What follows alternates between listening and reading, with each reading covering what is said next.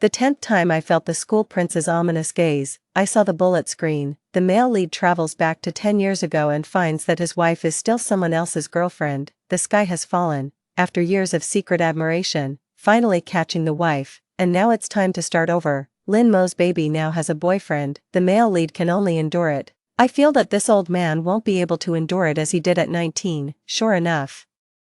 The next second my phone received an anonymous message. Hello, can you break up, or, do you mind having one more boyfriend? I promise, before you break up, I will behave and stay hidden. 1. Just as the elective class bell rang, while I was packing my books, a boy from my class in the back suddenly poked my back gently with a pen. When I turned around, I found that he was a bit nervously looking down. Lin Mo, can you help me take a look at this problem? I nodded.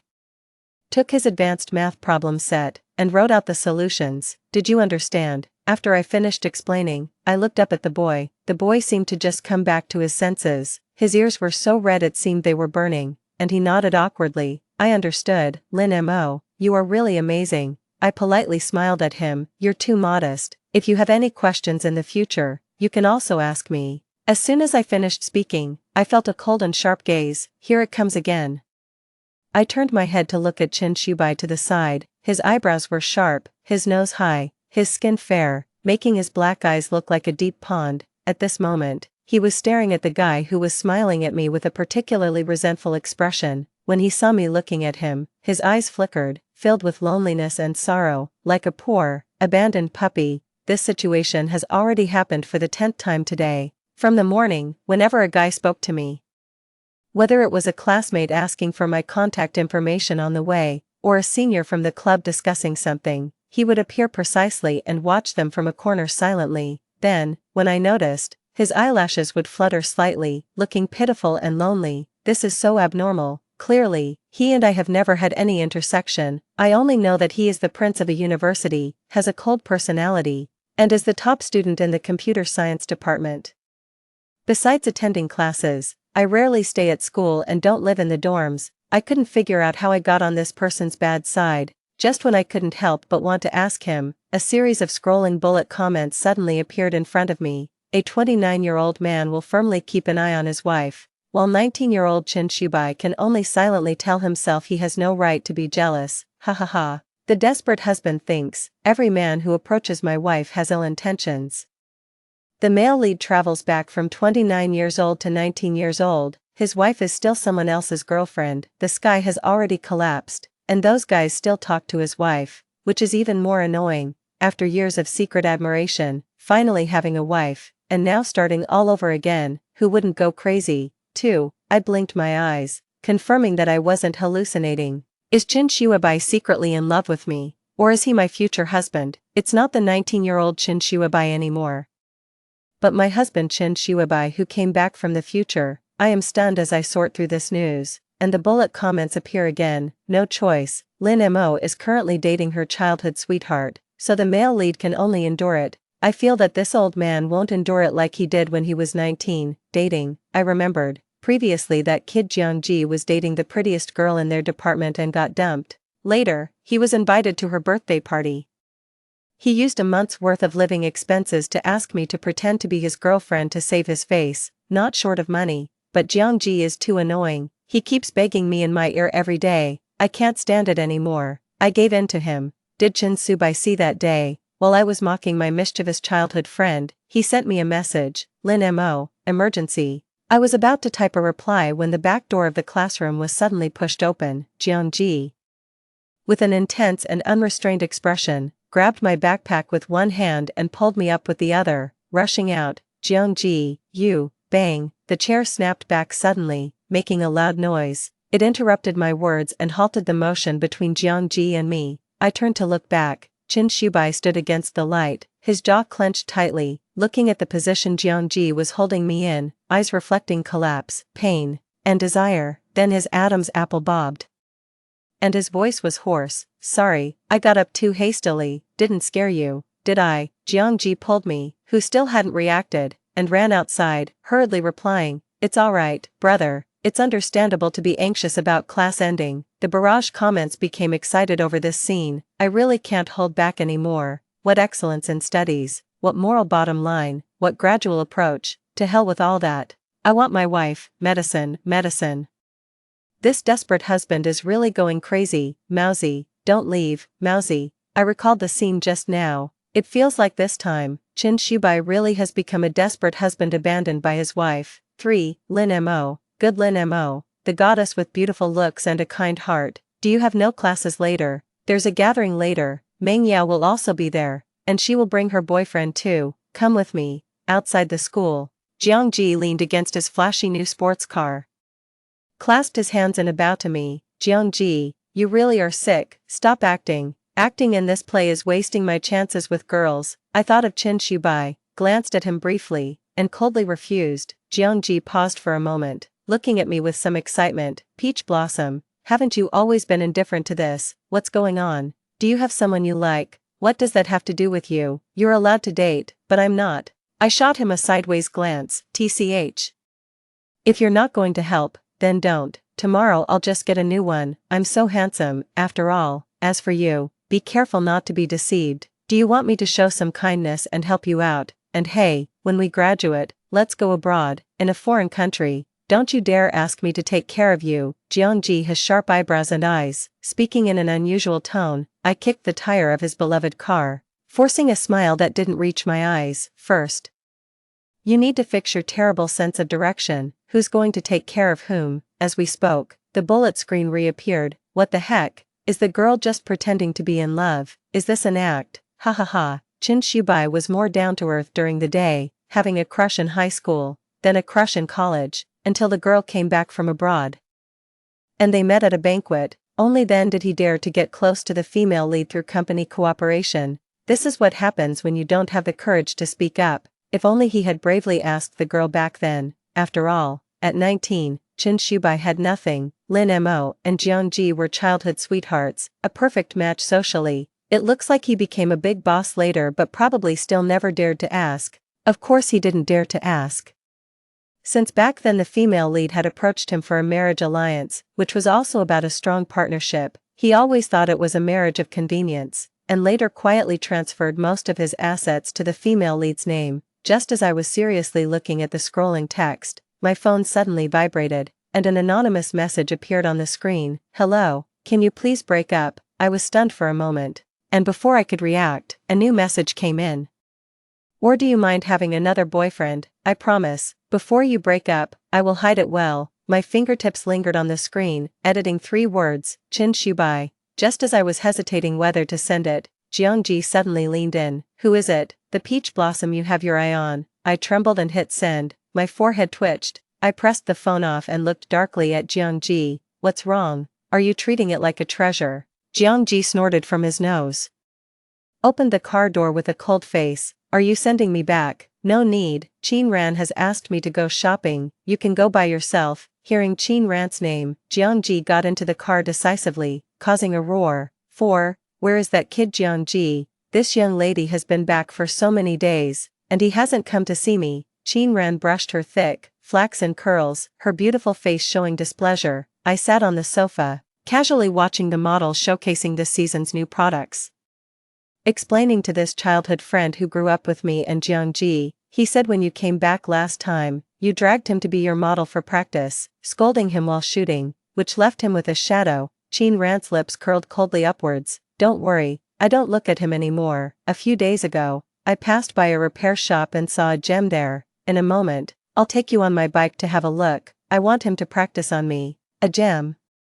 The face of Qin Shubai flashed through my mind. I took out my phone and tapped the screen lightly. No messages. I slightly raised my eyebrows. In the evening, after thoroughly browsing, Miss Qin rode her new bike and took me to that repair shop. The boss came forward with bright eyes. Before he could speak, Qin Ran pointed to a man not far away. Let him come. The man looked up, his expression showing disdain and indifference, but he was slightly taken aback when he saw me. I looked at Qin Shubai, who wore a black tank top, had broad shoulders and a slim waist, and whose arms were smooth and powerful, with a slight curve at the corner of my mouth. How about it? Isn't he a masterpiece? 3 quarts and 5 eyes, a golden ratio, absolutely photogenic. Qin Ran's eyes were filled with enthusiasm for the work. Yeah, a masterpiece indeed. I replied softly while looking at the gradually approaching Qin Shubai. 5. Qin Shubai's distinctly boned hand, wearing gloves, slid over every part of the car. The inspection was very thorough. Hey handsome, what's your name? Do you work here? How much do you earn?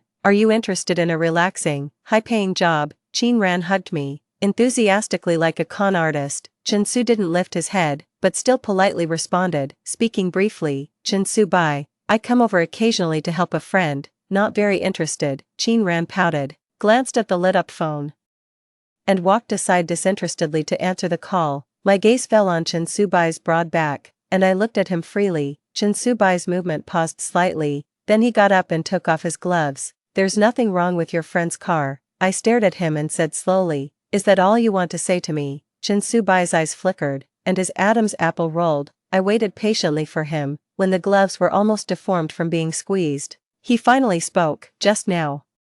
He only said 2 words before stopping again. Following his gaze, I saw Qin Ran approaching with a face full of sorrow. She annoyedly threw the car keys into my arms. IMO, my mom came to check on me. Can you help me ride the bike back? I'll come pick it up later. Qin Ran's mother strictly prohibited her from riding the bike, even stopping her card for that reason. I saw Qin Shubai staring at the car keys, slightly furrowing his brow. After Qin Ran left, I shook the keys in my hand. What?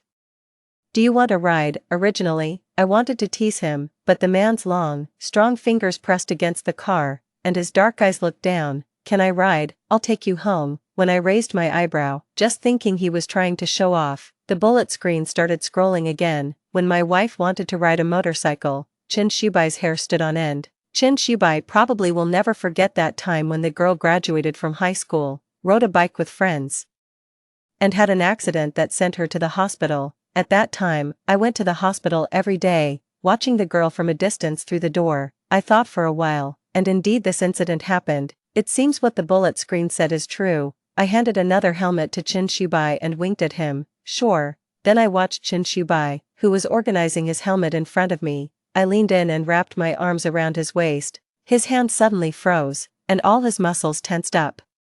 It feels like extreme restraint, yet like a hidden excitement. 6. Qin Shubai rides his bike steadily. The speed is not particularly fast, so, by the time we got to my house, we both had gotten a little wet from the rain. I stood in the elevator and pressed the button for my floor, watching Qin Shubai standing outside, his outline sharp, his hair a bit messy from taking off the helmet, a cold demeanor revealing a hint of swagger that didn't belong to him.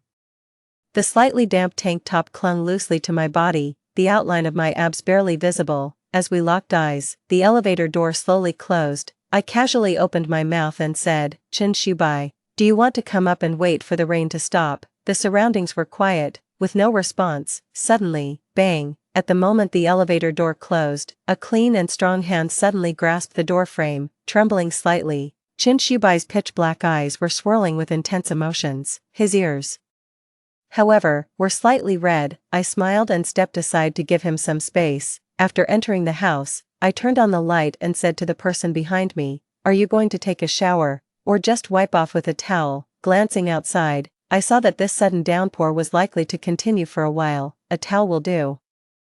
Qin Shubai stood at the entrance, not stepping into my territory, as if restraining himself from crossing a certain line. Like a polite gentleman, I looked at him, smiling. Did you have that same expression when you sent me those messages? You dare to come home with me, but you don't dare to undress in front of me. Qin Shubai's arms tensed, the light casting shadows on his brow. I poured a glass of water, leaned against the table edge, and let my gaze slowly slide over him. Qin Shubai, I've only liked good things since I was young. Qin Shubai slightly raised his eyes, understanding my meaning. The thunder rumbled. He walked towards me step by step, cleanly and neatly removing that tight tank top. The red string around his neck rolled down from his moving Adam's apple, hanging below the collarbone, where a small safety buckle was dangling. My gaze followed the safety buckle down, landing on his firm and powerful abdominal muscles and smoothly contoured waist. In the blink of an eye, he was already in front of me, slightly leaning forward, his palm propping up the edge of the table, enclosing me in his space. Does this please you, Miss Lin? His breath brushed past my ear, filled with nervousness and anticipation. I tilted my head and fluttered my eyelashes, and under his intense gaze, my eyes gradually lowered, until my eyes were suddenly covered, plunging me into darkness. I heard Chin Su-bai's hoarse and suppressed voice. I want to be your boyfriend. Not for this kind of thing. Then, he hurriedly and nervously ran towards the bathroom. 7. When Chin Su-bai came out, I had already finished washing in another bathroom. You took a long time, Chin Su-bai. I stood by the table drinking water, looking at the man with his upper body exposed, his wet hair casually pushed back, his eyes slightly dropped. He bent down and picked me up with one hand, placing me on the sofa, and put the slippers back on my feet. Why does this person have no body heat at all? As I was thinking, I saw Chin Su-bai staring intently at my collarbone, and his hand holding my ankle was also a bit unsteady. What's wrong? I looked at him and asked. After a moment of rising and falling chest, his emotions returned to calm. It's okay. Are you hungry? Not hungry. There's watermelon in the fridge. Take it and eat. I curled up on the sofa and changed to a more comfortable position. Chin Su-bai took a cushion from the side, placed it behind me, and then went to the kitchen. I watched his silent back, and remembered his eyes just now, like a discarded dog that had lost its master's affection. In confusion, the chat messages appeared again. Is Chin Su-bai an idiot? Can't he see that it's a scratch? Haha, the person involved can't see the forest for the trees. Chin Su-bai, it doesn't matter, others are just passers-by. I am the home of my wife. What does this even mean? As I complained, I walked to the full-length mirror and saw a small red mark on my collarbone that I had scratched. Very eye-catching. My fingers brushed over the red mark as I leaned closer to the mirror. There was a sound behind me. When I turned around, I saw Chin Su-bai holding a freshly cut watermelon, looking at me, his eyes slightly red and glistening with moisture. After a long while, he forced out a smile. Eat some watermelon. I took a bite of the watermelon and said, Chin Su-bai, that mark is. The rain has stopped. Chin Su-bai's gentle voice interrupted my words. His eyes looking at me were filled with pleading. Then, hurriedly putting on the dry clothes, he left my house with the trash. 8. The next day in class, I was dozing off in the last row. In my hazy state, I heard a slight sound from the seat beside me. Someone gently draped a coat over me. A warm feeling gradually spread. I squinted and saw Chin Su-bai intently staring at the computer. His fingers were flying over the keyboard. Thank you. After saying this, I fell asleep again. As soon as the class bell rang, Chin Ran and Jiangji charged into the classroom dramatically. Amo, let's go out to play. I found a restaurant with great decor. Hey, you are also from a university. Chin Ran stared at Chin Su-bai, her gaze rekindling the passion for the work. Chin Su-bai closed the computer and politely nodded at Chin Ran. I straightened up and handed him the clothes. He subtly glanced over at Jiangji, who was lowering her head to book a restaurant, and then slowly took them. Chin Ran's gaze wandered between me and Chin Su-bai, her eyebrows raising slightly. Turning to him, I reached out my hand. Hello, classmate, let's get to know each other again. My name is Chin Ran, and I am a photographer. I want to invite you to be my model. The hourly pay is generous. Could you consider it? Chin Su-bai courteously shook half a hand. Sorry, I have other things to attend to. Then I grabbed my computer and stood up to walk out. Chin Ran sighed and reached towards my face. Amo, you promised me before that you would be my model. Sigh, I still want to take a couple photo set with you, but I can't find a male model. It's frustrating. I twitched the corner of my mouth. When did I agree to be a model for her? Jiangji finally booked the spot, and immediately got interested upon hearing this. What's so hard to find? I am a ready-made model, aren't I? Me and Amo. With these looks, we're a perfect match. Chin Ran and I simultaneously rolled our eyes. Just about to speak, an ominous shadow enveloped me. It was Chin Su-bai who had come and gone. He pursed his lips and looked at Chin Ran. Is this a current settlement? Chin Ran narrowed her fox-like eyes, revealing a smirk of triumph. Of course. 9. Chin Su-bai, is Lin Mo toxic? Why are you keeping such a distance from her? Get closer, Lin Mo. Put your hand around his neck. I'm taking couple photos.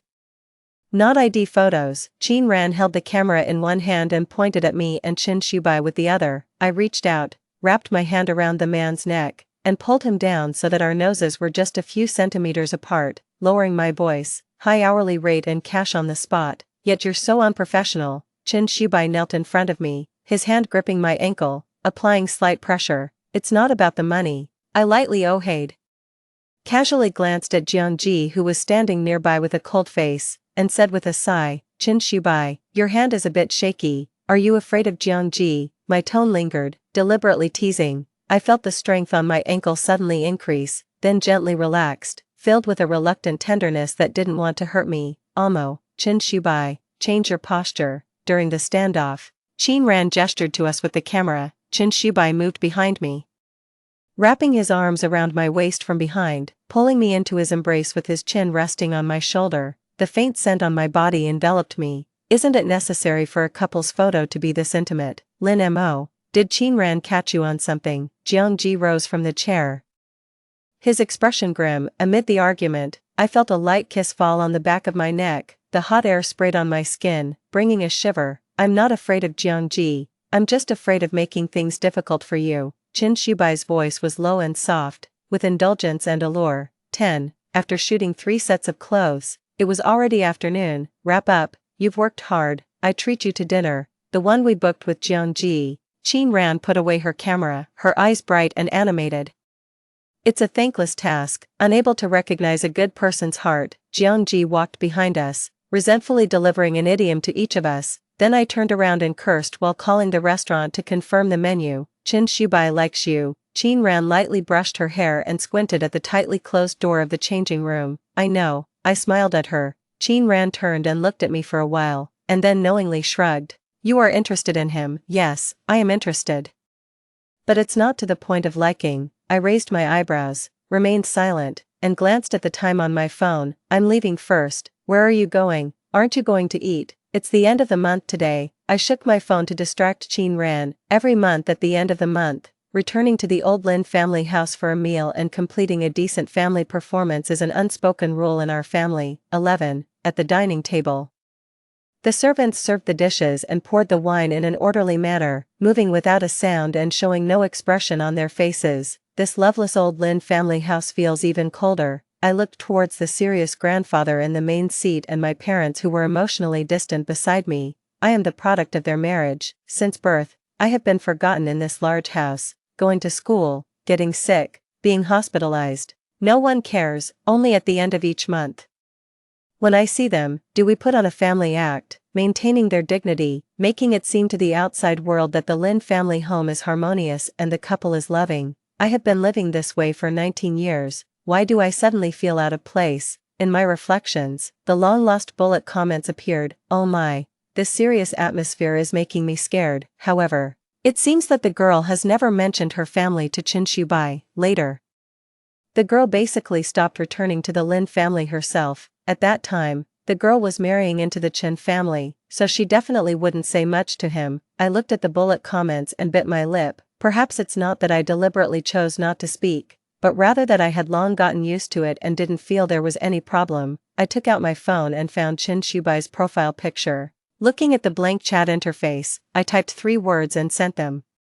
What are you doing? The reply came back quickly. I'm doing homework. A picture was attached afterward. A large hand was hidden on the computer keyboard, with prominent veins on the back of the hand. It reminded me of the scene when he checked the car, inch by inch, sliding over it. My eyelashes fluttered, and I clicked the screen. I'm hungry. The chat interface repeatedly displayed typing. I showed a playful smile, like I was teasing a little dog. Suddenly, I felt much better.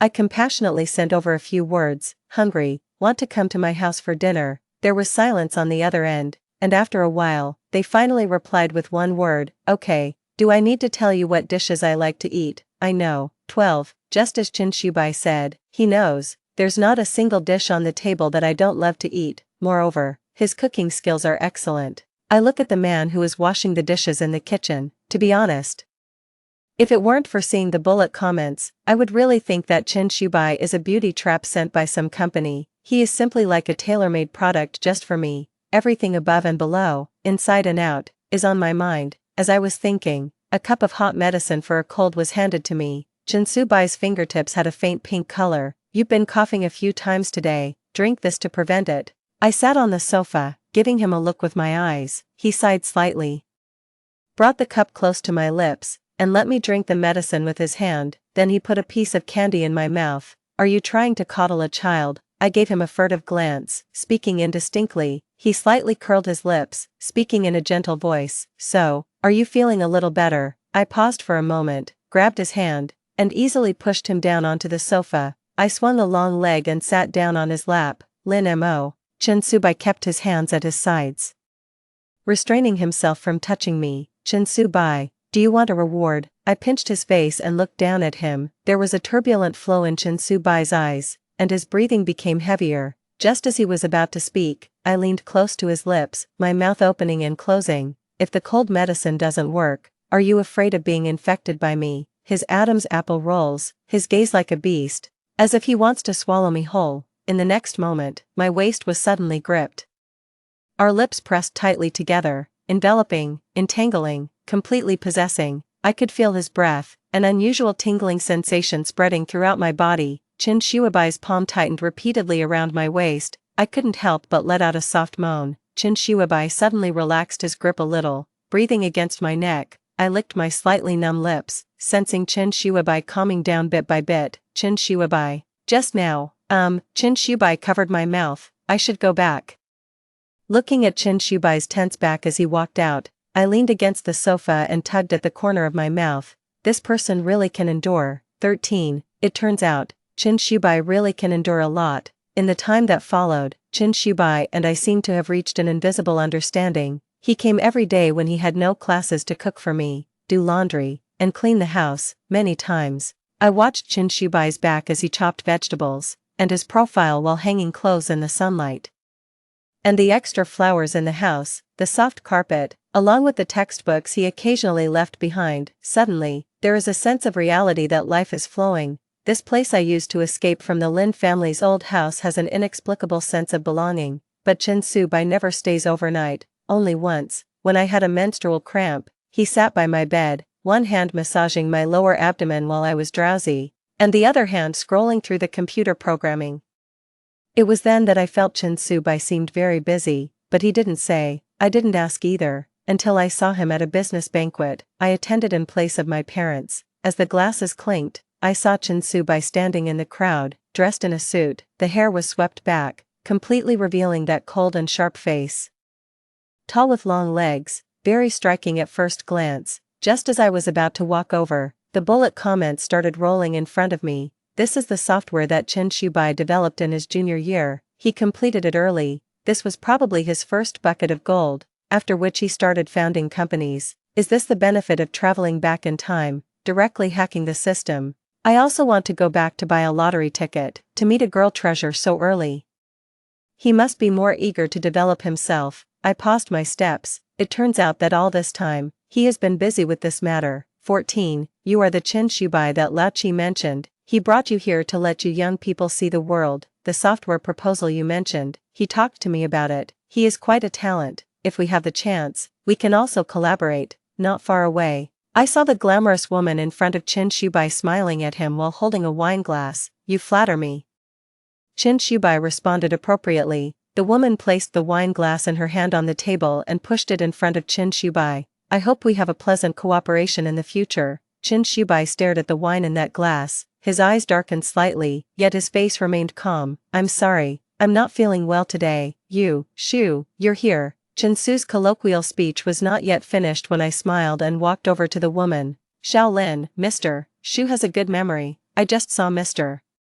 Wang looking for you everywhere. I felt Chin-su's gaze and casually made up a story. After the woman left, I picked up the glass of wine, examined it closely for a while, and let out a soft laugh. I lifted my eyelids and looked at the man next to me, dressed in a suit. He lacked the youthful freshness and exuded a sense of mature restraint. It made me wonder what he would be like at 29. I knew he guessed that this glass of wine had something added to it. After all, before he returned, he was also one of the new elites in the circle. Thinking of this, I curled my fingers and barely held that high-footed glass, handing it to Chin-shuibai. Not feeling well, not suitable for drinking. I dragged out my tone, laced with a sense of indulgence. What if this glass of wine is something I want you to drink? Chin-shuibai's dark eyes lowered, the light illuminating him with an air of nobility, making me feel, for the first time, a subtle sense of oppression from this person.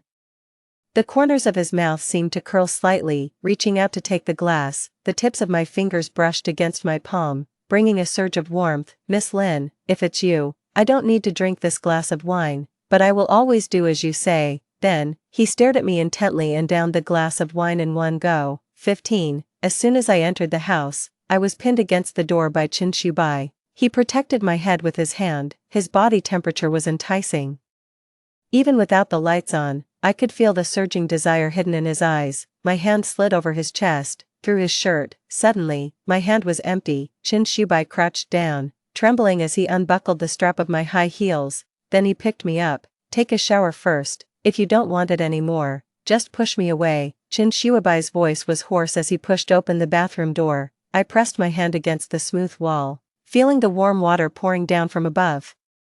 Chin Shuibai was behind me, planting delicate and devout kisses. Then he changed his strength, as if what just happened was merely an appetizer to soothe me. I tilted my head back, attempting to breathe in a hint of fresh air. The night is long, long enough for me to go from the bathroom to the room, long enough for tears to well up in the corners of my eyes. Chin Shuibai seemed to relish the taste, not knowing when to stop. He planted a heavy kiss at a certain spot on my collarbone, as if wanting to cover something. I don't remember when I fell asleep. When I woke up, there was no one beside me. The bed sheets have been changed to new ones. The things on the floor have also been cleared away. I feel very refreshed and am still wearing my pajamas. As I walked to the living room, I smelled the aroma of food. There is a sticky note on the dining table. Go to Cheese Place for a trip, remember to eat. What's in the bowl is a hangover soup. Drinking it will make you feel better.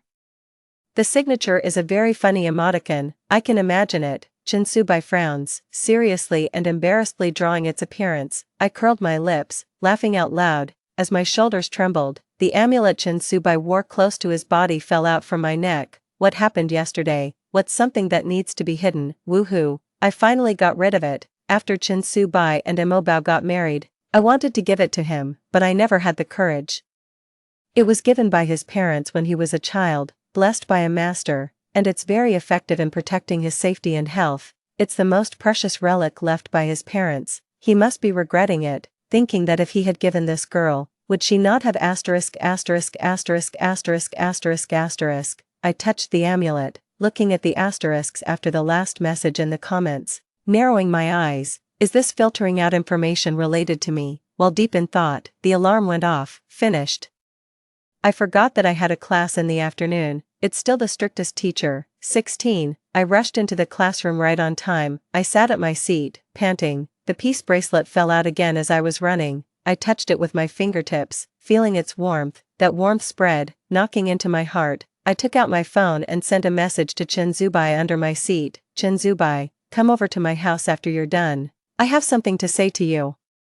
The misunderstanding between Jiangji and me should be clarified with him as well. After having 3 classes, Chin Shubai just replied, good. After packing my backpack, I just walked out of the school gate when someone hugged me. Lin Mo, good news. My grandfather's surgery was very successful. He can be discharged soon. Jiangji's excited voice rang in my ears. Jiangji grew up by his grandfather's side since childhood, and they have a deep bond.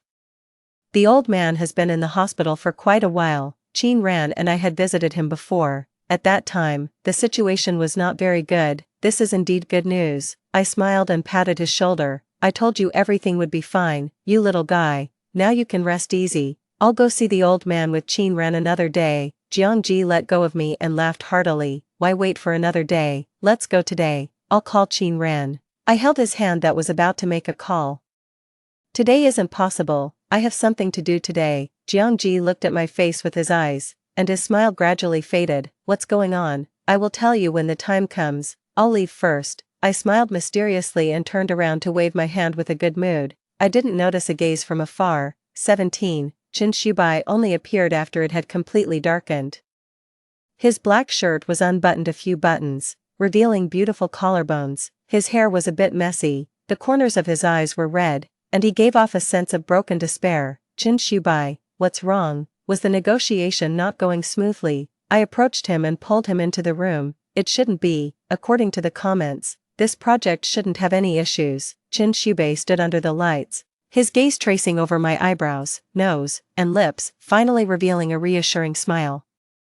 The cooperation is going smoothly. With his words, I felt at ease, preparing to talk about my matters. By the way, Chin Shubai, I want to tell you, I bought the cake from your favorite shop. Go ahead and eat it, Chin Shubai said calmly and gently, lifting the cake and coaxing me. My attention was immediately drawn to it. The cakes from that shop are indeed delicious, but you always have to queue for them. I was too lazy to queue, so I hardly ate it. Qin Shubai slowly unwrapped the cake and used a fork to cut a piece and feed it to my mouth. I took a bite, nodded in satisfaction, met his gaze, and spoke again. Qin Shubai, is it tasty? Yes, it is delicious. Interrupted by him multiple times, I frowned in displeasure and said coldly, what I wanted to say is that Jiangji and I, before I finished speaking, I was firmly kissed by the person in front of me. 18. His lips trembled fiercely, reluctance and sadness, his hand rested on my neck, pressed tightly against the artery, but he couldn't bear to exert force. In a daze, the barrage of comments slid past my eyes. You coward, can you let the girl finish her sentence instead of just kissing her? Seeing my childhood friend hugging the girl, I'm afraid she might want to end this relationship and not want him anymore. Just now downstairs, I was afraid to come up, fearing I'd hear what I didn't want to. Shut up, don't kiss. Let our girl say something, so that's how it is. I wondered why Qin Shubai suddenly became so strange. I ran my fingers through his hair. Just as I was about to pull away the one who was biting and kissing to talk properly, my lips had a touch of moisture. Squinting to look, Qin Shubai was closing his eyes while kissing and crying. My hand that wanted to pull his hair slowly let go. Lin Mo, my cooperation went very smoothly, and I will start a business later. I have everything planned out. After that, I will transfer all my assets to your name. Whatever you want, I will give it to you. Don't reject me. Okay. Qin Shubai, who came to his senses, buried his head in the crook of my neck, his voice muffled, like a discarded dog that tried hard to please its master. 19. Qin Shubai, do you really like me that much? I gently stroked Qin Shubai's soft hair. Qin Shubai hugged me tighter, his voice hoarse. I raised my eyelids and looked out at the moonlight outside the floor-to-ceiling window, slowly saying, then let me be clear with you, I have never had a romantic relationship with Jiangji. What you saw that time was just a scene I was helping him act out. He hugged me today because his grandfather's surgery was very successful. I felt Qin Shubai's hand pause, his head slowly lifted from me, that pair of beautiful eyes still filled with moisture. A beauty shedding tears is truly stunning. What, acting? He still looked a bit confused. I looked at him and smiled gently. Yes, acting. I didn't tell you before because I wasn't very interested in you. You won't be angry, right? I won't appease you if you're angry. Qin Shubai's eyelashes fluttered, capturing the point he wanted to hear. The reason I didn't say it before is that I wasn't interested in me. So now that you're telling me, it means. His palm was rubbing my waist, and the grievance in his eyes was gone, replaced by intense desire and excitement. I pinched his face and leaned in, gently pecking on his lips. I'll give you a chance to perform well. Qin Shubai's eyes flickered, his hand slipped into my clothes, touching my skin. My other hand grabbed his shirt collar. I like you wearing a shirt. 20. Qin Shubai really put in all his effort, performing well. He pushed his 19-year-old young body to its limits. In the late night, when I was tightly embraced from behind by Qin Shubai, my head suddenly ached. Many memory fragments rushed in one after another. Different scenes, sounds interwove, and finally unfolded slowly in my mind. Those are the memories of my age from 19 to 29. There was no university life like Qin Shubai's. Studying abroad with Jiangji, Jiangji followed her family's arrangement and stayed abroad to take over the company's overseas business. At 24, I returned home to inherit the family business. I met the then newly minted social elite Qin Shubai at a banquet. Because of the company's business, we had interactions. When my family requested a marriage alliance, I didn't want the person arranged by my parents, so I took the initiative to approach him. Mr. Chen, are you interested in a strong partnership? At that time, I thought, since there were no feelings anyway, I might as well find someone I found pleasing to the eye. I was thinking whether this person would be hard to deal with. I didn't expect him to agree without hesitation. After marriage, he never interfered with any of my decisions, as long as the two of us are at home.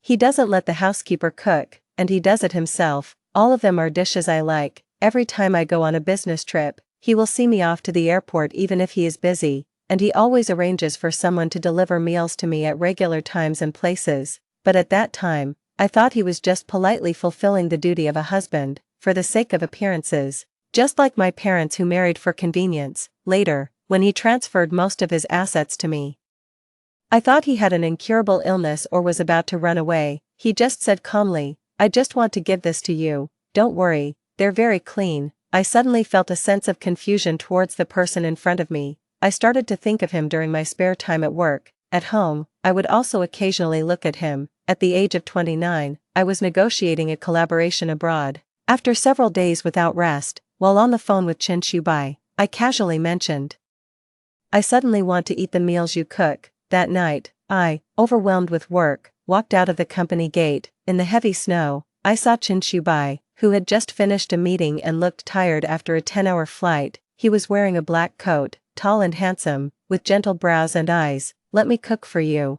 At that moment, I felt, both arranged marriages, but he seemed different from my father. After returning to the country, I suddenly wanted to celebrate my wedding anniversary. 5 years into marriage, a festival we had never celebrated. That day, I called Chen Shubai at the office. "Mr. Chen, can you save some time for me today? Wedding anniversary, shall we meet? I'm here to pick you up." I heard Chen Shubai's heavy and incredulous gasping on the phone, but I didn't see him. I was squeezed inside the deformed car. Just before losing consciousness completely, I heard the sound of an ambulance, and it seemed like I could also hear Chen Shubai's voice. 21. I slowly pressed my hand against my heart, feeling the beating heart. I could hear Chen Shubai's shallow breathing behind me. I turned around to face him. His long and thick eyelashes cast a small shadow on his youthful face. My fingers traced from his brow and eyes to the bridge of his nose and lips, whispering softly, "If I died in a car accident and came back with my memory lost, what about you? How did you come back?" Chen Shubai was sleeping soundly, so he naturally wouldn't answer me. I waited for quite a while. Finally, I saw the bullet screen. "What just got sent again? Is there something we can't see? Is the girl recovering her memory? Then we can also part ways."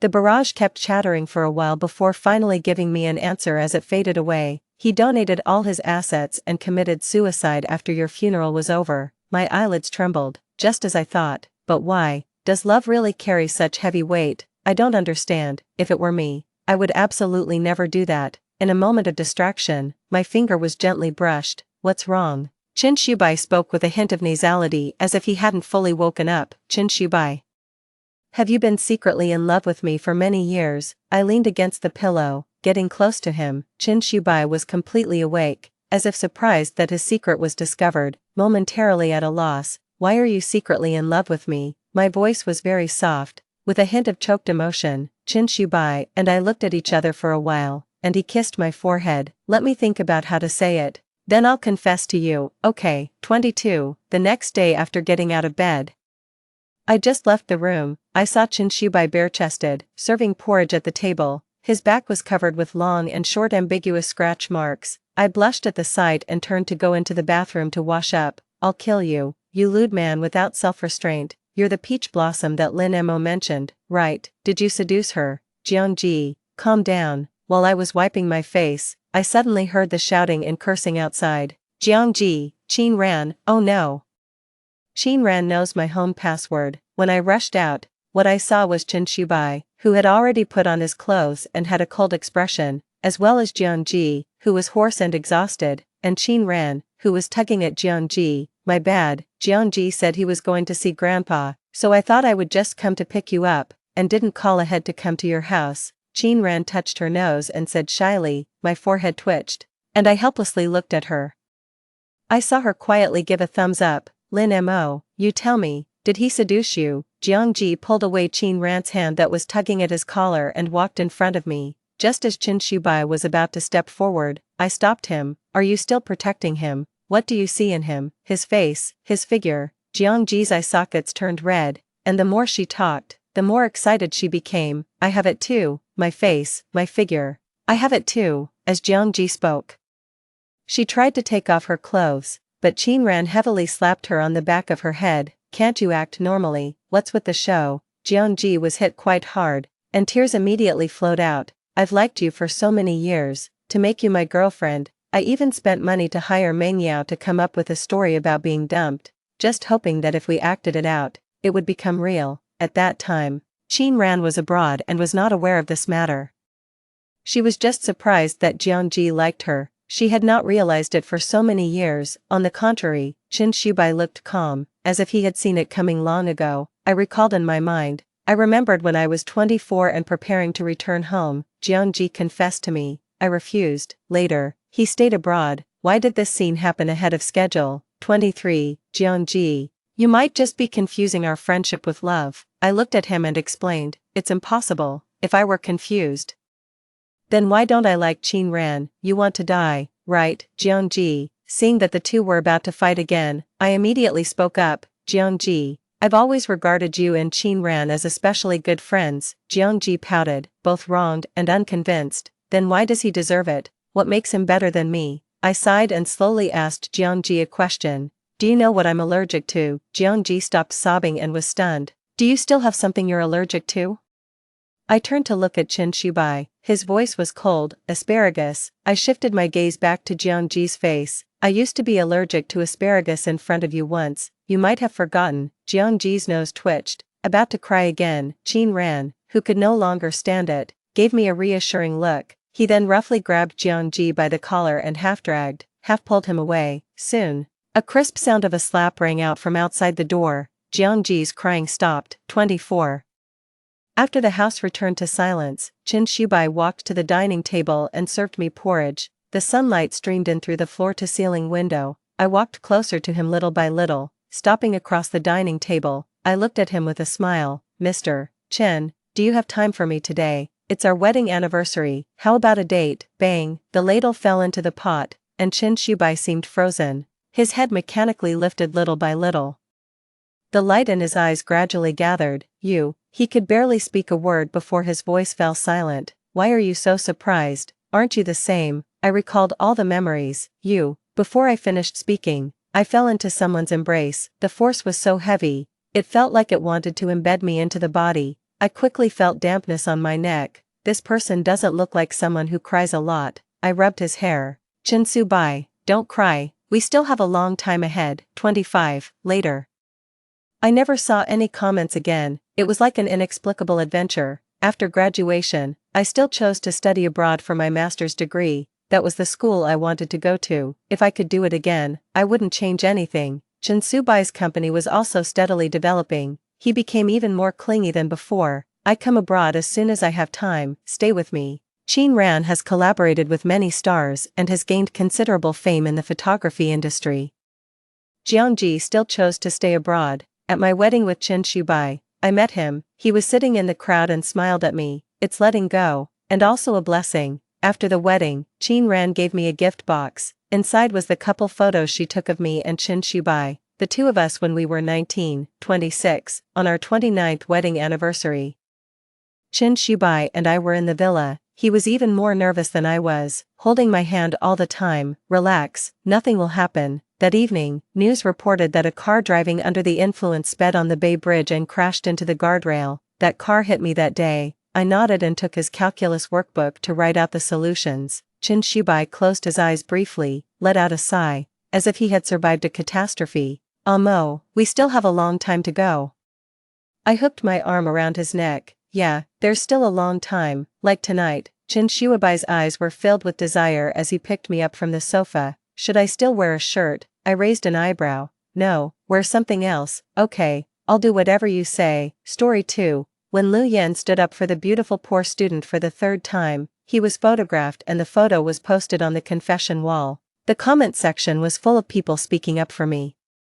They criticized the poor student for being shameless and deliberately seducing others. They also blamed Lu Yan for not being able to distinguish right from wrong and being deceived by the green tea bitch, a derogatory term for a scheming girl. Only I could see the seriousness and tenderness in Lu Yan's eyes. After canceling the arranged marriage, I went abroad for further studies. My friend couldn't understand it and said, "Are you scared? Can't you deal with a green tea bitch?" I shook my head. It wasn't that I was scared. No one knew that this was my third rebirth. But it turned out that no matter how many times I tried, the ending was always the same. For someone who doesn't love you, even if they agree to an arranged marriage, they will only see it as a shackle. So, with mountains high and waters far, I wish Lu Yan his freedom. Less than an hour after the photo was posted, a long thread of comments piled up. The most liked comment at the top was very intense. Zhou Qingzhu, do you have any shame? Aren't you tired of pestering someone else's boyfriend every day? The girl in the photo was beautiful and delicate, with red eyes. She was wearing a men's coat and timidly hiding behind a person. and that person was my boyfriend, Lu Yan. Lu Yan had a fierce look in his eyes, showing an extremely protective posture. This was already the third time he had been posted on the confession wall for standing up for Zhou Qingzhu. The comment section was in a heated argument. If someone is causing trouble while drunk, call the police or the security guards. What's the use of crying? She doesn't go for the work-study program provided by the school but has to work part-time in a hotel. Hee. Instead of asking for help from her colleagues who are right beside her, she calls Lu Yan. We all know what her intentions are. The hotel is just a few steps away from the school, and there are street lights all the way. She still pretends to be pitiful and asks Lu Yan to send her every day. I've never seen such a scheming girl. Lu Yan is also at fault. He can't tell right from wrong and is so easily deceived by this green tea bitch. I waited in the restaurant for a long time that day. I only received a text message. Jiwei, Qingzhu was scared and can't be left alone. I have to stay with her tonight, so I won't come to see you. This restaurant was a century-old establishment, and I had only managed to book a table a month in advance. At night, Zhou Qingzhu posted on Xiaohongshu. In the photo, Zhou Qingzhu was leaning against Lu Yan with a happy smile. The background was the cinema that Lu Yan and I often went to. Watched a movie with my crush, he suggested it himself. The comments below were full of congratulations. Sister, you're amazing. According to my experience, he must have feelings for you. You're almost there, right? Zhou Qingzhu sent a shy emoji. Yeah.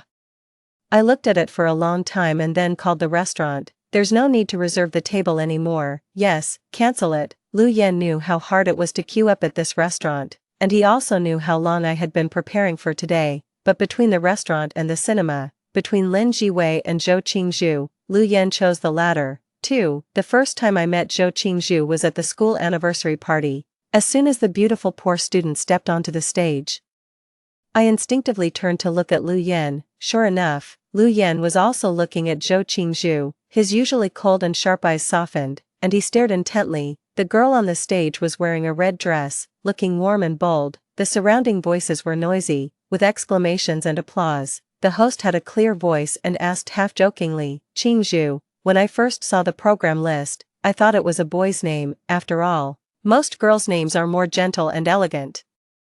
Zhou Qingzhu smiled generously, with a hint of pride in her eyes. Who says a girl can't be named Qingzhu? Just like the bamboo that grows taller with each joint, I want to soar into the sky like this green bamboo. These words once again caused a round of applause. Qingzhu, so her name is Zhou Qingzhu. I heard Lu Yan beside me mutter to himself involuntarily. His eyes looking at the stage were full of admiration, and his gaze remained fixed. During the interaction session, Zhou Qingzhu smiled mischievously and pointed at Lu Yan. Then let's invite the lucky audience to come on stage and have an interaction with classmate Qingzhu. The host opened the note and read out the content drawn. Single-arm Princess Carrie. Lu Yan also stood up generously. His cheeks were slightly red, and he quickly stepped onto the stage amidst the jeers of the people around him. Lu Yan was so focused that he even forgot that I was sitting beside him. Zhou Qingzhu pretended to lose her balance and kissed Lu Yan on the left cheek. She cast a glance at me, with a provocative smile on her face. After that night, Zhou Qingzhu became famous for being a green tea bitch. My best friend was indignant. Why did she have to draw someone else's boyfriend? I think she did it on purpose. Everyone knows that you and Lu Yan are a famous couple on campus. 3. My best friend was right. In the eyes of others, Lu Yan and I were well matched. We had been engaged since childhood and were a perfect match, but no one knew that this was actually the third time I had met Lu Yan in different lives. In the first life, not long after I got married to Lu Yan, I died in a car accident before we could get to know each other well. In the second life, I didn't want to be a puppet in an arranged marriage, so I ran away. In the third year of living incognito in a small town, I was kidnapped by robbers who demanded a ransom. The incident became so big that the robbers took me into the mountains. I was beaten, insulted, and humiliated. Later, it was Lu Yan who saved me. He became a policeman and infiltrated alone, even losing an arm for it. I recognized him at first sight, but I didn't dare to speak and just pretended to be mute. Being saved by the person I had run away from in an arranged marriage made me feel ashamed and embarrassed, but Lu Yan was very kind to me. To avoid the robbers, we hid in a cave. He gave me all the food he had, fed me water, and bandaged my wounds. He also gently told me not to be afraid and that someone would come to our rescue soon. The better he treated me, the more bitter I felt in my heart. so when the robbers caught up, I rushed forward and took a knife for him. Lu Yan's face was filled with great surprise, his expression was complicated. He turned around and subdued the robber, and calmly stopped my bleeding. Lu Yan, can you promise me one thing? I spat out blood and felt my life force quickly fading away. You can say it. For the favor of saving your life, I will definitely do my best to fulfill it. I wanted to smile, but I couldn't lift the corners of my mouth. In the next life, I hope to meet you again. And I hope you will give me another chance. I shouldn't have been so willful as to run away from the arranged marriage, making Lu Yan the object of ridicule. I also shouldn't have been so willful as to go south, causing Lu Yan to get injured while saving me. I hope to meet you again in the next life, to atone for my sins and make up for my past mistakes. But now I understand that fate likes to play tricks on people and is the most heartless. In the second year after I ran away from the arranged marriage in the second life, Lu Yan officially announced his new girlfriend, who was Zhou Qingzhu. After being reborn, I accepted the arranged marriage at home. Lu Yan also obeyed his family and agreed to the arranged marriage, but it turned out that my joyous reunion was just a mistake. When the real heroine, Zhou Qingzhu, appeared, she still attracted all of Lu Yan's attention. I was like a thief, in the time when Zhou Qingzhu wasn't around. I stole the love that belonged to her, and now that the real owner was back, I looked so dark and despicable. For, with her dance at the party, Zhou Qingzhu stole the show. From that day on, Lu Yan, who had always been reluctant to participate in activities, unexpectedly appeared at various parties, and every time Zhou Qingzhu performed, she drew Lu Yan 8 out of 10 times. As the number of times increased, it inevitably led to gossip. Some people advised Lu Yan to refuse. But Lu Yan said that refusing would hurt the girl's feelings. Zhou Qingzhu didn't care at all. Even when she was called a green tea bitch to her face, she still smiled. The most excessive time was when the host egged them on to have a French kiss on the spot. The two on the stage, with the red dress and the black clothes, looked incredibly well matched. Yao Yao, I'm going back to the dormitory first. If Lu Yan asks later, just tell him that I'm not feeling well and left first. Ji Wei. Qin Yao, my best friend, hesitated to speak. I then realized that without realizing it, my nails had dug several blood marks on my arm. This was a bad habit I had developed when I was anxious as a child. I silently raised my head and happened to meet Lu Yan's gaze. Lu Yan gently put his arm around the girl's waist to steady her. When he met my gaze, Lu Yan instinctively let go and frowned. He seemed to want to say something, but I had already turned around and left. When I walked out of the auditorium, I let out a sigh and threw the bracelet on my wrist into the lake with force. This was a gift that Lu Yan gave me when he first officially announced our relationship on his WeChat Moments. I cherished it very much and wore it every day. It had almost become my symbol. But just now, I also saw the same bracelet on Zhou Qingzhu's wrist. This brand was expensive and luxurious, a price that a poor student couldn't afford. It was easy to figure out who gave it to her. Zhou Qingzhu not only wanted Lu Yan to choose her between me and her but also wanted to take away the things that Lu Yan had given me. Perhaps, from the moment she appeared, I had already lost. 5. The photo on the confession wall was suddenly deleted by force after hanging there for half a day. It was Lu Yan who did it. When he called me, his tone was very cold. Did you deliberately ask someone to lead the rhythm in the comments? How long had it been since I heard him speak to me so impatiently? No, Lu Yan didn't believe me. Several of the accounts below are your friends. Did you or didn't you ask them to do it? There were more than 500 comments, and only 2 were posted by my friends who couldn't stand it. Now Lu Yan was putting all the blame on me. I could hear the faint crying of the girl on the other end of the phone, accompanied by Lu Yan's gentle comfort. He was so gentle with Zhou Qingzhu.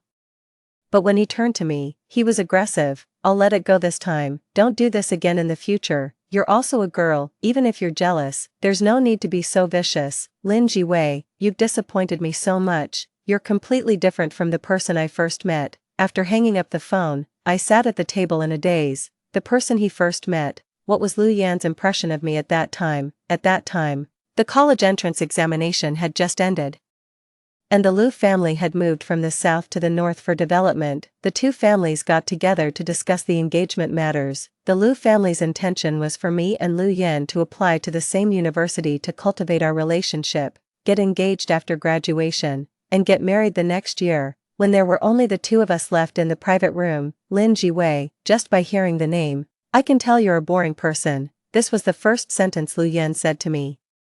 He asked me, racing, rock climbing, skiing, what can you do? I shook my head, my health isn't very good, and my family doesn't allow me to participate in these dangerous sports. Lu Yan was handsome and smiled casually. Oh, I see, you young ladies like those refined things, piano, or painting. I could hear the sarcasm in Lu Yan's tone. He lifted my chin and commented, you look quite cute, but unfortunately, I like wild girls. That night, my joyous reunion was met with Lu Yan's contempt.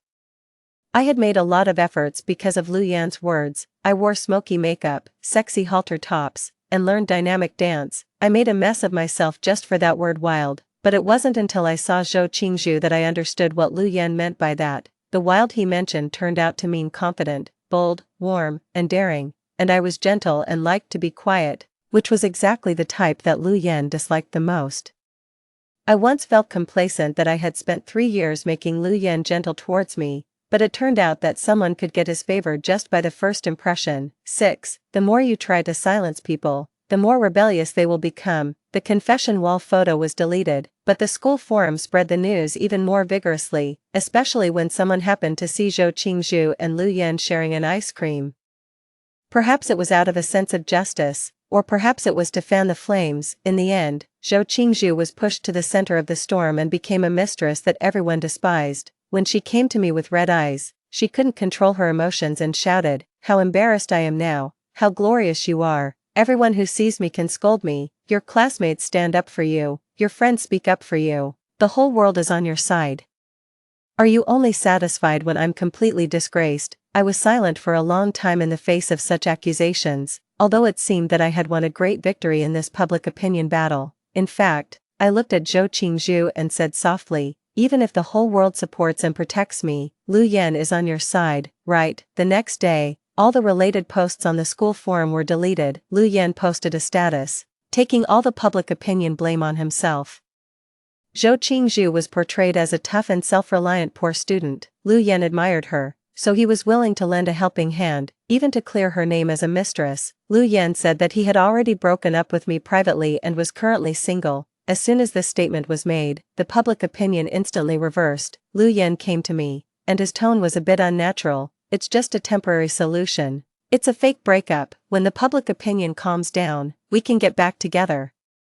Otherwise, there's no way. I interrupted him. There's no way to explain sharing an ice cream, and there's no way to explain going racing together in couple outfits, right? Lu Yan suddenly raised his head, and his tone became stern. How do you know? Did you secretly follow me? I didn't say anything. There was no need to follow him. Lu Yan's group of friends had never liked me and had always excluded me, so when Zhou Qingzhu appeared, there were always people who would take the initiative to tell me and make fun of me. My best friend was so angry that she was shaking when she saw it. They've only known each other for a few days, and he's already taking her racing, and she's sitting on Lu Yan's most precious motorcycle. As she spoke, my best friend's eyes turned red, and her voice choked up. Back then, when you just wanted to touch it, you were scolded so harshly. How can she get on it so easily now? 7.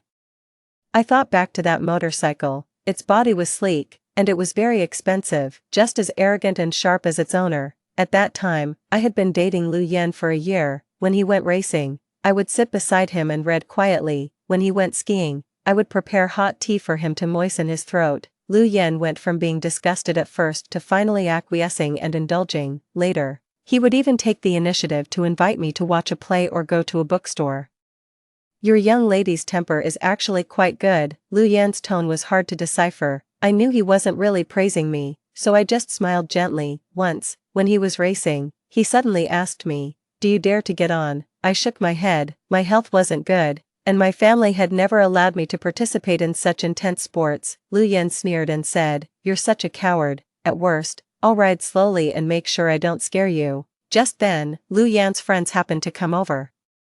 They saw Lu Yan leaning against the car, and I was standing beside him quietly. Then they started winking and laughing. "Brother Lu, you're going to take sister-in-law for a ride. You even brought out this car. You're really willing to part with it." Someone beside them chimed in, "This car is your baby. You never use it except for top-level competitions. We're not even allowed to try it usually." Sure enough, things are different when you have a wife. Before, Brother Lu treated the car like his wife. Now that his real wife is here, of course, sister-in-law is more important now, ha ha ha. I blushed from the teasing. I didn't know that this car was so important to Lu Yan. Just as I was about to refuse, I heard Lu Yan's cold tone first, who said I'm taking her. She's a delicate young lady, as soon as she sits on it, her legs will go weak from fear. My car isn't for just anyone to touch. The few people were a bit embarrassed by Lu Yan's merciless words. After making some awkward jokes, they quickly left. After everyone left, Lu Yan called out to me, as if he wanted to say something, but I waited for a long time, and there was no follow-up. I sighed and said, don't worry, although I have an engagement with you, I'm not an unreasonable person. I won't threaten you in the name of your girlfriend, if you don't want me to. I won't have any contact with this car. Lu Yan stared at me for a while before looking away, and his tone was even colder than before. Good that you know. 8. It turned out that Lu Yan wasn't that cold to everyone. The racing incident was just the beginning. During the break, Lu Yan's brothers pulled me into a group chat and eagerly reported one after another. It was my birthday last week. Lu Yan said he would bring his female companion. I thought it was you, but it turned out to be Zhou Qingzhu.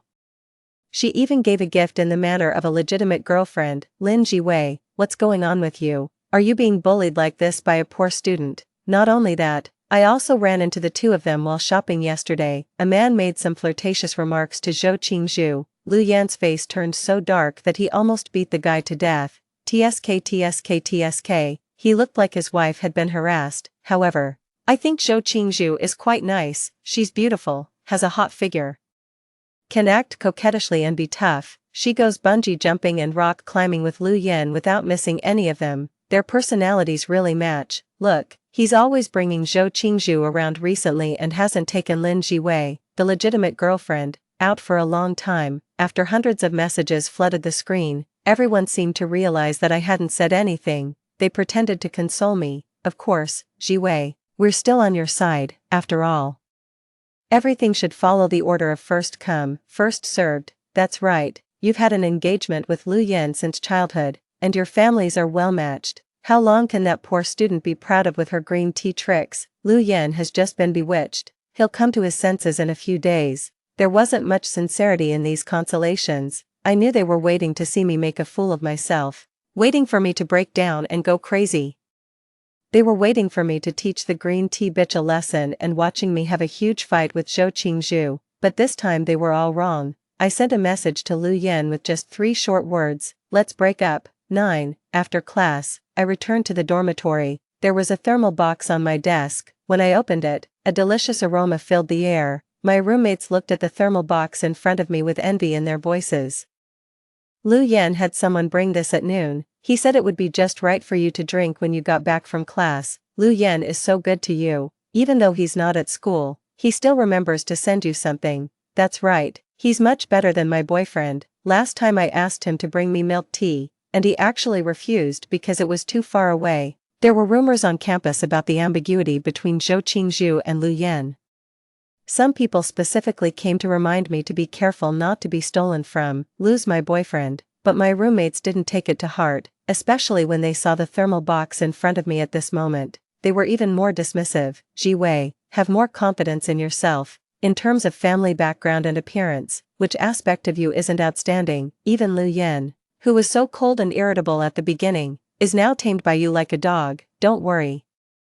That little green tea bitch Zhou Qingzhu won't amount to anything. No one believed that I would lose to a poor student. Everyone was certain that I would win a great victory, but the breakup text message was really sent out, and I had really decided to give up. I had naively thought that being reborn was a gift from heaven, but it turned out that no matter how many times I tried, the ending was the same. For someone who doesn't love you, even if they agree to an arranged marriage, they will only see it as a shackle. So, with mountains high and waters far, I wish Lu Yan his freedom. 10. Until evening, Lu Yan didn't reply to my message. Someone knocked on the door and said that someone was looking for me downstairs. I had a premonition in my heart. When I went downstairs, I indeed saw a familiar figure. As soon as Lu Yan saw me, he walked quickly towards me. Why did you come out like this? Your health isn't good, and you can't catch a cold at night. Lu Yan took off his coat and wanted to put it on me, but I, who had always been obedient, didn't take it this time. As I stepped back, Lu Yan's coat fell to the ground. His face froze for a moment, but he quickly acted as if nothing had happened. By the way, I specially made soup for you, you saw it, right? It's good for your health. If you like it, I'll send it to you again tomorrow." "Lu Yan," I interrupted him and said calmly. "Didn't you see the text message I sent you?" Lu Yan paused for a moment but didn't answer. Instead, he just said to himself, "I've been very busy these days and haven't been able to accompany you, but I'll be free later. You've always wanted to go to that restaurant, right? I'll go with you. We can also go on a trip and go to the beach later. I'll accompany you to pick up seashells." "Okay." I couldn't understand how Lu Yan could say these words without blushing. "No." I took a step back, stared at Lu Yan, and said word by word, "These are things that lovers should do. We've already broken up." As soon as the words fell, the air around us seemed to freeze. Lu Yan's face lost its smile, and the moonlight cast shadows on his face through the leaves. He had a blank expression, a calm tone, but it was rather eerie. "Lin Jiwei." I didn't agree. Take back those words. 11. But I didn't move. I still said the same thing. "We've already broken up." Lu Yan punched the tree beside him. "What on earth are you making a fuss about?" He strode forward. His grip on my wrist was very strong, and it hurt. I struggled, and my wrist hurt so much that I couldn't help but cry out in pain. Lu Yan relaxed his strength a bit, kneaded the red mark on my wrist, and his tone calmed down. "Is it because of the rumors on campus? Or did my friend say something bad again?" Lu Yan seemed to have figured it out and became confident. "Or is it because of Zhou Qingzhu? Her family situation isn't good. And she's been taking on various part-time jobs. I didn't expect to see her at the ski resort, and she even has excellent skills. When we met on the street that day, she was harassed, and of course I had to step in. I would help any girl in that situation. I knew I couldn't break free by force, so I stopped struggling and said softly, 'Please let go of me first.'" Sure enough, being submissive was more effective than being tough. Lu Yan released the arms that had trapped me. I took a deep breath. "I'm not throwing a tantrum. You don't need to explain these things to me either. I'm not being impulsive. I've thought about it for a long time these days, and we're really not suitable for each other." Neither of us said anything, and the air was eerily quiet. I exhaled and continued. "Moreover, our relationship was originally a combination of interests. When we first met, you didn't like me either. It's been 3 years of entanglement, and it's been a last resort, so cancel the arranged marriage and let's break up. This is better for both of us." It was hard to describe Lu Yan's expression at this moment. He stared at me for a long time, as if he had sensed the determination in my tone. A sneer suddenly rang out. Lu Yan raised his chin, and all the angry questions from before seemed to disappear. He was still in control of the situation, looking down on me from above. "Break up. The word being dumped doesn't exist in my Lu Yan's dictionary.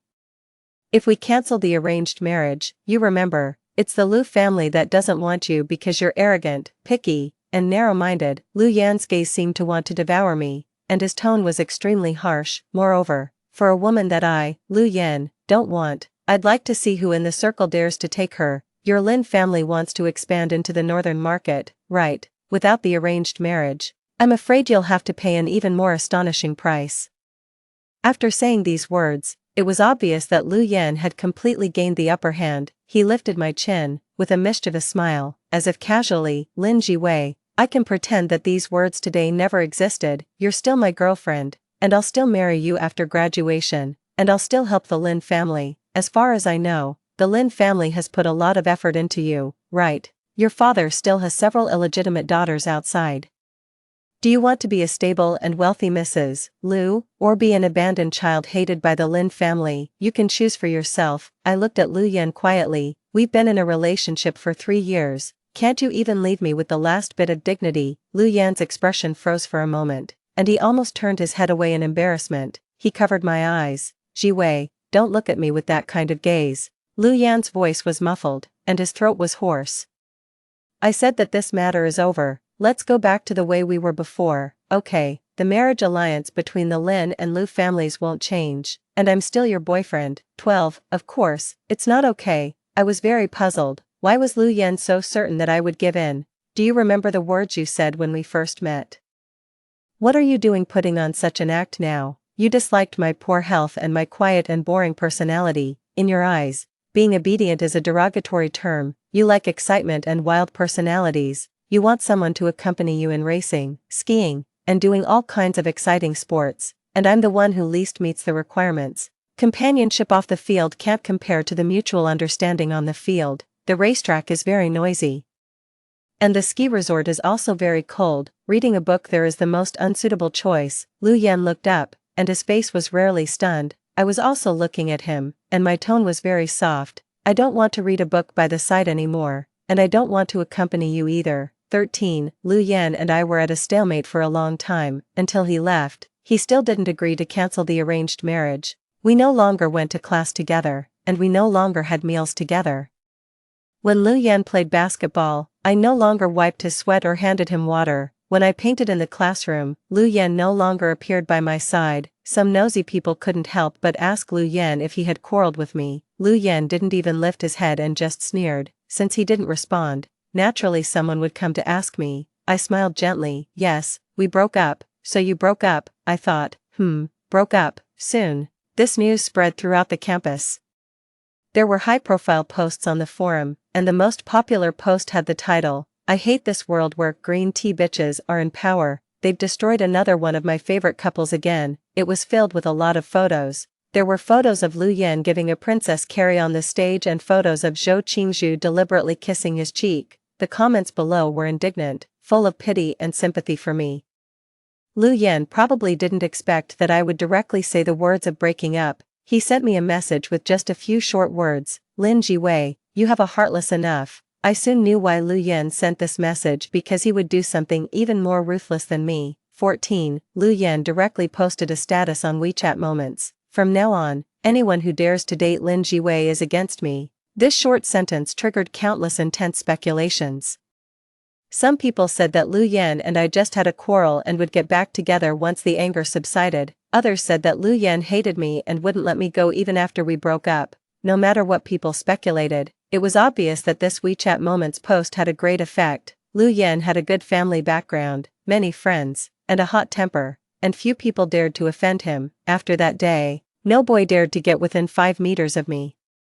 Especially after a boy accidentally bumped into me and was severely taught a lesson by Lu Yan. The boys didn't even dare to talk to me. Lu Yan's friends made a big fuss in the group chat. "Lin Jiwei, seriously, you really broke up. You're using retreat as an advance." But Lu Yan isn't someone who can be threatened. Be careful that he gets too angry and really abandons you. Lu Yan's friends really knew him best. After I publicly announced the breakup, Lu Yan held a single party the next moment. He invited the whole class to Disneyland to celebrate his return to being single. He was telling me in this way that I shouldn't play around and say we're breaking up, because he would do something even more ruthless than me. The two of us were like we were competing, both trying to act as if we didn't care. But I really didn't care anymore and didn't pretend either. A classmate sent me an audio recording. It was from the single party. The voices in the audio were noisy. Someone couldn't help but ask, "Lu Yan, the little girlfriend arranged for you by your family is both obedient and beautiful. Why did you break up with her so easily? You really don't know how lucky you are." That's right. If Lin Jiwei were my girlfriend, I'd definitely stick with her every day. Her looks are really amazing. Could it really be because of Zhou Qingzhu? I have to say something about you. It's okay to play around with a green tea bitch.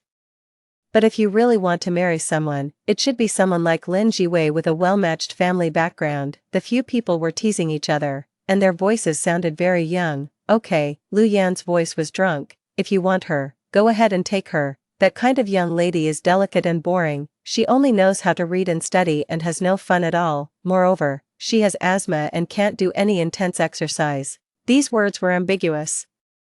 And there was a burst of laughter in the room. "What kind of exercise? Lu Yan, don't leave us hanging." "Intense? Then wouldn't even a kiss be life-threatening? Seriously, you can only look but not touch. That's really, I'd rather not have a girlfriend than find a young lady like that." I turned off the audio and didn't listen to the rest. The study abroad application in front of me had already been filled out. I received a call on my phone from my father, and his tone was cold.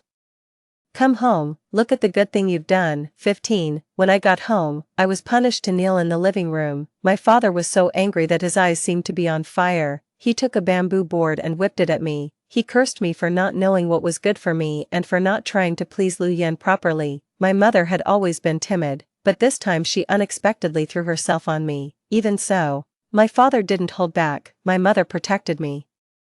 And the bamboo board landed heavily on her thin and weak back. I stood up, not knowing where I got the courage from, and grabbed the wooden board and threw it out fiercely. two pairs of similar eyes stared at each other across the air. My father's eyes widened in shock, and he could hardly catch his breath, as if he had aged in an instant. He sat down wearily. Jiwei, do you know how many benefits the Lin family can get from the marriage alliance with the Lu family? He must have had someone investigate the whole story, and his voice softened a bit. Zhou Qingzhu, that poor student, is nothing to worry about. The Lin family has trained you for so many years. If you can't even deal with someone like her, you'll really disappoint me. I looked at him coldly. But why should I fight with her? Was it to compete for Lu Yan? To fight for a man who didn't love me? My tone was indifferent. Father, didn't you already leave a backup plan? How many illegitimate daughters are you hiding outside? 2 or 3. To you, I'm just a tool. These words completely enraged my father. He called in the security guards, and 2 people held me down while they whipped me until my back was covered in blood. I was punished to kneel all night, and in the middle of the night, I couldn't hold on and developed a high fever. When I woke up, I saw my mother's red and swollen eyes. My mother had lived a hard life. She was timid by nature, didn't like to compete, and was content with the status quo, so she endured my father's infidelity and domestic violence in silence. But now, she held my hand and said firmly, Jiwei, I saw your application for studying abroad. Mom will go abroad with you. As if to comfort me, my mother tried to force a smile. I've already secretly been looking for a lawyer to prepare for things like property and equity. I've been ready to get a divorce for a long time, but at that time, you still had the marriage with the Lu family. I could tell that you liked that boy from the Lu family, right? My mother's voice was so gentle, but I felt like crying when I heard it. It turned out that it wasn't just me who was trapped in these 3 years, but also my mother. I shook my head. I don't like him anymore. I diluted the little bit of sweetness from the previous life and drank it for 3 whole years. I drank until there was no sweetness left. Until I no longer wanted to deceive myself. The sweet water was gone, and my fate with Lu Yan was also over. 16. I booked a flight for next week. While packing my things, I received a phone call. It was one of Lu Yan's friends, and his tone was a bit dissatisfied. Hey, Lin Jiwei, it's okay to have a little tantrum, but don't overdo it. Don't make things ugly for everyone. Zhou Qingzhu, that little green tea bitch, disgusts me to death. Come back quickly. Oh, and remember to bring more beef jerky. It turned out that the last sentence was the key point. I like to be quiet, and in my free time, I would study cooking. In order to fit into Lu Yan's circle of friends, I tried hard to please them. I would always prepare for a long time in advance, until my back ached from exhaustion, just to get their approval. But now, I'm not that stupid anymore. Buy it yourself if you want to eat it. I've already broken up with Lu Yan. Don't contact me again in the future. After saying that, without waiting for the other person's reply, I blocked him directly. In the afternoon, I suddenly received a takeout. It was a particularly beautiful and fresh bunch of yellow roses. I called the number of the sender, and it turned out to be Lu Yan. The moment I heard his voice, I wanted to hang up the phone, but looking at the roses in my arms, I pursed my lips. Did you send the flowers? Lu Yan must have been smoking. As I heard the sound of a lighter, after a while, his voice came over, as if he didn't care at all. What flowers? Are they nice? I didn't know what kind of game Lu Yan was playing this time. I replied calmly, they're not nice. Don't send any more. Even if I throw them away, it will cause trouble for others. There was a moment of silence on the other end, and then Lu Yan's voice sounded, Lin Jiwei, don't you think I sent you the flowers? His tone was extremely exaggerated, as if he had heard a very funny joke. I just wrote the wrong address. You don't think I still have feelings for you after we broke up, do you? I nodded in understanding. They were meant for Zhou Qingzhu, right? She should like them. I wish you both happiness and a long and happy marriage. My words somehow annoyed Lu Yan again. The pretense of being indifferent was gone, and his tone was a bit irritated. Is it interesting, hiding at home all day and not showing your face, and saying such mean words to provoke me? Lin Jiwei, you really know how to make me angry. I didn't understand how the words of wishing him and Zhou Qingzhu happiness were mean. Lu Yan took a few deep breaths, and his tone calmed down. I don't believe you can hide at home for the rest of your life. I'll settle the score with you on the day of the graduation ceremony. Lu Yan hung up the phone after saying that. I pursed my lips, a bit stunned, but Lu Yan was wrong. I had already booked my flight ticket. I wouldn't go to the graduation ceremony, and he wouldn't be able to take revenge on me in person. 17. As soon as the plane landed, I saw the person who came to pick us up. My mother had already bought a house abroad, and it had been cleaned up. When I woke up from my sleep, I received a message from my best friend. She patted her chest and promised, "Jiwei, don't worry, on the day of the graduation ceremony, I'll pick up your graduation certificate for you." I smiled and said thank you again. There were still a few months before the foreign school started. During this period, I decided to explore the surroundings and see what parks and delicious restaurants were nearby. When I was bored and scrolling through Zaya Hongshu, I came across Zhou Qingzhu's post again. The picture was a large bunch of red roses. The title of the post revealed a hint of shyness, sent by my crush. What does this mean? The comment section exploded, and people joked with her. Sister, in your city, do you call your partner crush? What does it mean? It means he likes you. If this isn't love, I'll stand on my head and wash my hair. No way, no way, there are already roses, and you're still not together. This guy is so shy. Zhou Qingzhu replied quickly, we're not together yet, but I heard he will confess to me at the graduation ceremony. The comment section was filled with comments about how romantic it was. Zhou Qingzhu sent a shy emoji.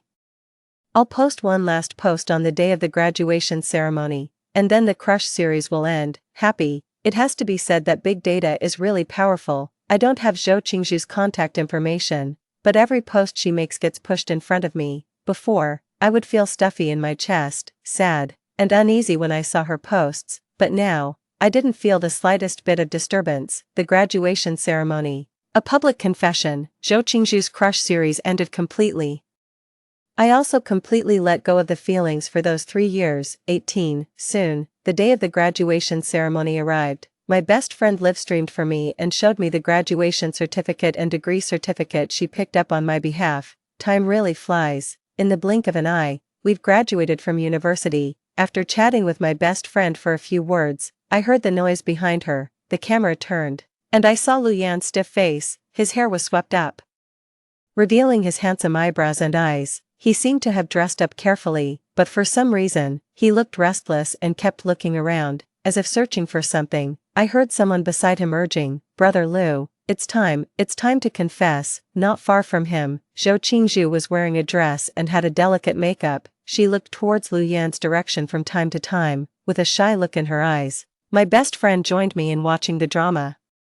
I heard that Lu Yan is going to confess to Zhou Qingzhu. He ordered 999 roses yesterday, and it's going to happen on the playground. But it's strange. Usually, for a confession, people use red roses, but Lu Yan bought all yellow roses instead. I thought of the flowers that were sent to the wrong address that afternoon and understood, maybe Zhou Qingzhu likes them, so he could ignore the worldly rules and just send her the flowers she liked. My best friend sighed. I don't understand the taste of rich people. In my opinion, it would be better to buy 999 boxes of chocolates. It not only represents love but also isn't a waste. After looking at the certificates, I turned off the live stream. I didn't want to have anything to do with Lu Yan anymore. And I didn't want to see Zhou Qingzhu looking complacent either.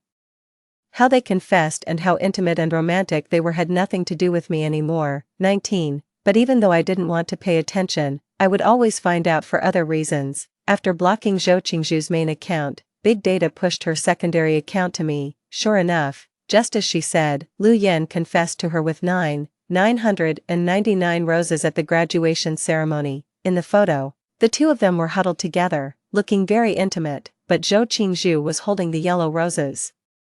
Although she tried to raise the corners of her mouth, her smile looked forced, and Lu Yan had a blank expression, looking towards the school gate and not knowing what he was thinking. The secondary account didn't update very frequently, probably once a week. At first, the tone was excited and happy. Went to the aquarium with my boyfriend and saw the cute jellyfish babies. Went to a popular internet famous restaurant with my boyfriend today. The food was really good.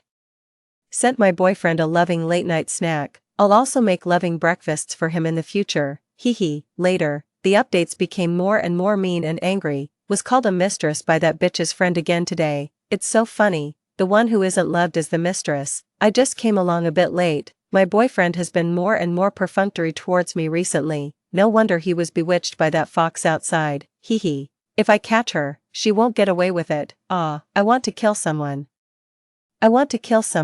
Why does he still call that bitch's name when he's drunk? We're clearly together, so why does he still think of someone else? No matter what, he's still mine now. There's no way he can go abroad to find that bitch. It's so funny. since I could snatch him away back then, I can keep him now. The updates became slower and slower later, and each post showed a kind of hysteria, and just a week ago, Zhou Qingzhu posted her last post. It was very calm. With just a short line of words, we broke up, he proposed it, and I agreed. 20. The day I returned to China was a rainy day. My father was seriously ill and wanted to see me one last time. I agreed. After this meeting, the father-daughter relationship in this life would come to an end. I didn't expect to see Lu Yan outside the ward. He had lost weight, although he was still handsome. There was a hint of decadence between his eyebrows and eyes. He looked at me, hesitated, and stepped forward to ask me. Ji Wei, long time no see, can we talk? Standing on the balcony of the hospital, I looked at the raindrops outside the window. Just say what you want to say directly. Lu Yan was silent for a long time before his voice trembled. You know who the 999 yellow roses at the graduation ceremony were prepared for. The language of yellow roses is an apology, Ji Wei. The person I was waiting for that day was always you. I turned to look at Lu Yan. Lu Yan stood stiffly, stubbornly staring at me. I don't know. I repeated it again. I don't know, Lu Yan, I'm not a god. I can't guess everything. Maybe I guessed that the yellow roses sent as takeout that afternoon were for me, so I didn't throw them away immediately but called to ask. But Lu Yan never knew how to speak properly. He couldn't let go of his pride and wouldn't bow his head. He always used hurtful words to hide his true feelings, so he said they were for Zhou Qingzhu. Why shouldn't I believe him?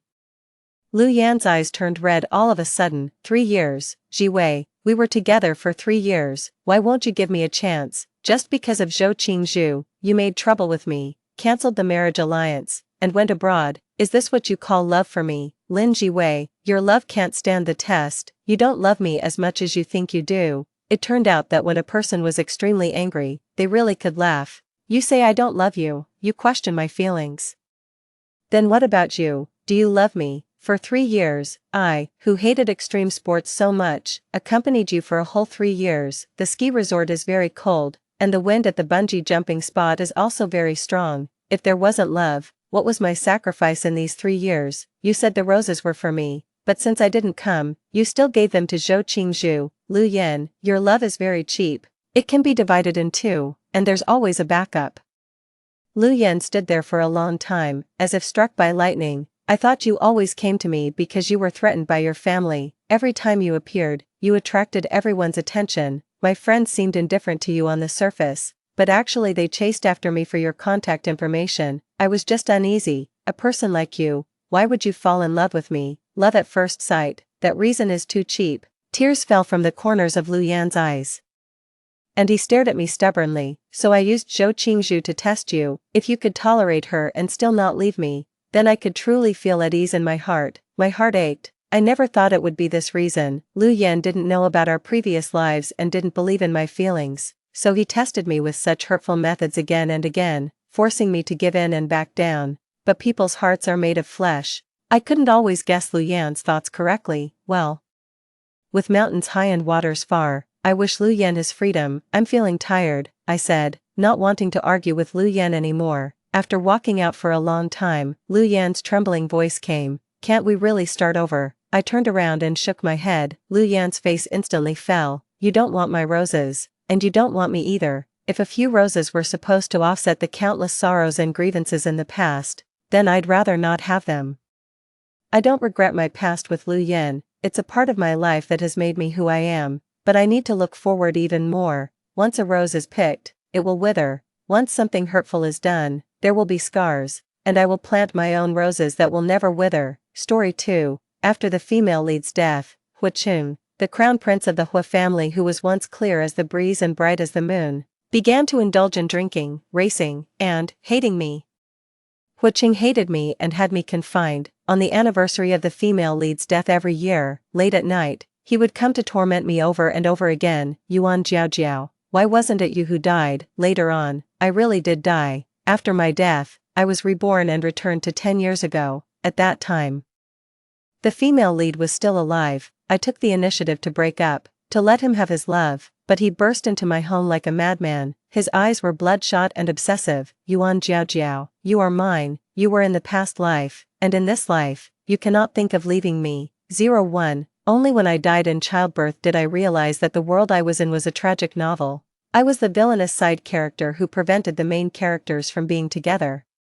Even though I grew up as childhood sweethearts with the male lead and eventually married him, I never won his heart. In the end, I died in the delivery room trying to bear his child. Yuan Jiao Jiao, you are not allowed to die. Why do you die when I haven't tormented you enough? I drifted aside while Huiqing frantically shook my corpse on the hospital bed. He truly hated me. If given another chance, I would definitely not fall for him again. With this thought, I found myself swept away by a tremendous force. When I woke up, I was in the old Yuan family mansion, in a pure white princess room arranged by my parents. The girl in the mirror was young and fresh, with a tender and naive face. I was back to 10 years ago. There was a missed call from Huiqing on my phone, and for the first time, I did not call him back. 02, my name is Yuan Jiao Jiao, the only daughter of the Yuan family in the capital, raised with utmost affection and indulgence. My engagement to Huiqing was verbally agreed upon in our childhood. Our elders assumed that once we graduated, they would hold an engagement ceremony for us. After getting engaged, they sent us abroad together for postgraduate studies. After completing our studies, we were to marry and each inherit our family's businesses. A perfect match, childhood sweethearts, according to the elders. Huiqing and I would be the most envied and happy couple in the capital's social circles. But then Chu Lin appeared. From the moment she entered school, she fell for Huiqing. Despite him already having a girlfriend, she approached him relentlessly, pursuing him. Initially, when Chu Lin confessed her feelings, Huiqing, with a furrowed brow, told her he had a girlfriend and even pulled me in front of her to show. Later, when Chu Lin gave up on him, he began to feel anxious and insecure. He said he had never seen a woman as carefree as Chu Lin. Gradually, he lost himself in Chu Lin's relentless pursuit. Chu Lin, like a blazing fire, rolled through Huiqing's life, which should have been smooth and prosperous, leaving it completely unrecognizable. Even after her death, he remembered her for a lifetime, and he hated me for a lifetime, tormenting me for a lifetime. 03, in this life, the female lead Chu Lin still appeared. On the first day of school, she arrived at the school gate riding a Harley. In February, she wore a black tight sweater and skinny jeans. Her chestnut short hair framing her face, capturing the attention of all the boys with just one glance, including my boyfriend. Huiqing, Huiqing, do you think she's beautiful? I suddenly became curious, a question I had never asked in my previous life. Too ostentatious, I don't like it, Huiqing replied almost without thinking. A friend joked, in Huiqing's heart, you're the most beautiful. Huiqing didn't argue but merely hooked his lips lightly. In the eyes of our friends, this was an affirmation. They held in excitement. Huiqing, you're so whipped. Jiao Jiao is blushing. Huiqing is definitely going to be whipped by his girlfriend, and surely by his wife later. Huiqing let them tease, slightly bowed his head to tuck my stray hair behind my ear, and I shyly lowered my head in response. In my ears, the sound of Huiqing's heartbeat, the laughter and teasing of friends, was like the most passionate youth anthem of a summer day. Yet my mood was as cold as ice. The chill was bone-piercing. Just moments ago, when Chu Lin smiled, I witnessed the astonishment in Huiqing's eyes. It was brief, but it was a look I had only seen once before. At my 16th birthday party, Huiqing attended with the elders of the Hu family. Encouraged by my mother, I performed a solo dance to Swan Lake. That night, Huiqing found me in the glass room under the moonlight. He said, Yuan Jiao Jiao, your ballet just now was the most beautiful dance I have ever seen. I believed him, my face flushing red under the moonlight, but as it turned out, there is no most beautiful. Chu Lin's cha-cha at the school anniversary entered his heart and stayed there for a lifetime. As expected, Chu Lin was set to perform at this year's school anniversary celebration. I suddenly became curious. What would the outcome of this life be if I hadn't stubbornly pursued a relationship with Huiqing? When the list of hosts for the anniversary was confirmed, and Huiqing was one of them, he invited me to co-host. I declined, citing a busy academic schedule. My roommate mentioned that a freshman from the performing arts department was on the list of hosts, and I just smiled faintly. Chu Lin wouldn't miss any opportunity to get close to Huiqing. I didn't attend the celebration. I could list all the performances with my eyes closed. The celebration ended at 10:30 p.m. And my roommates returned early, their faces pale, sitting down to tell me in shock about the horrific scene of Chu Lin covered in blood from a light fixture falling on her. On the outside, I showed a shocked expression, but inside, I was unmoved. No one knew better than me how painful it was to have lights fall on one's legs, because in a past life, it was I who lay in a pool of blood, and Chu Lin was the instigator. She had timed it hoping to hit Hu Qing, who was co-hosting with her, and then play the hero to get close to him, but a delay in the previous performance changed the timing, and it hit me instead. I lay in the emergency room for 48 hours before my life was saved, but my legs suffered chronic injuries, preventing me from ever running and jumping like normal people, let alone dancing. The Black Swan variation at the school celebration became my last dance in that previous life. In this life, it was Chu Lin who was injured.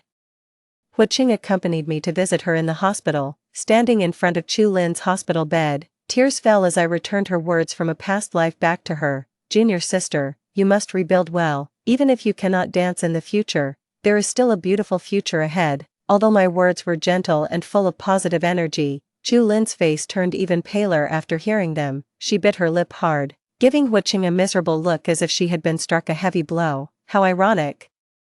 She knew the pain now, didn't she? The original speaker of those words had been her, and I had only changed one word. Senior sister, you must rebuild well. Even if you cannot dance in the future, there is still a beautiful future ahead. Seeing the humiliated expression on her face, I felt a deep sense of satisfaction. I clenched my fists to suppress the smile tugging at my lips.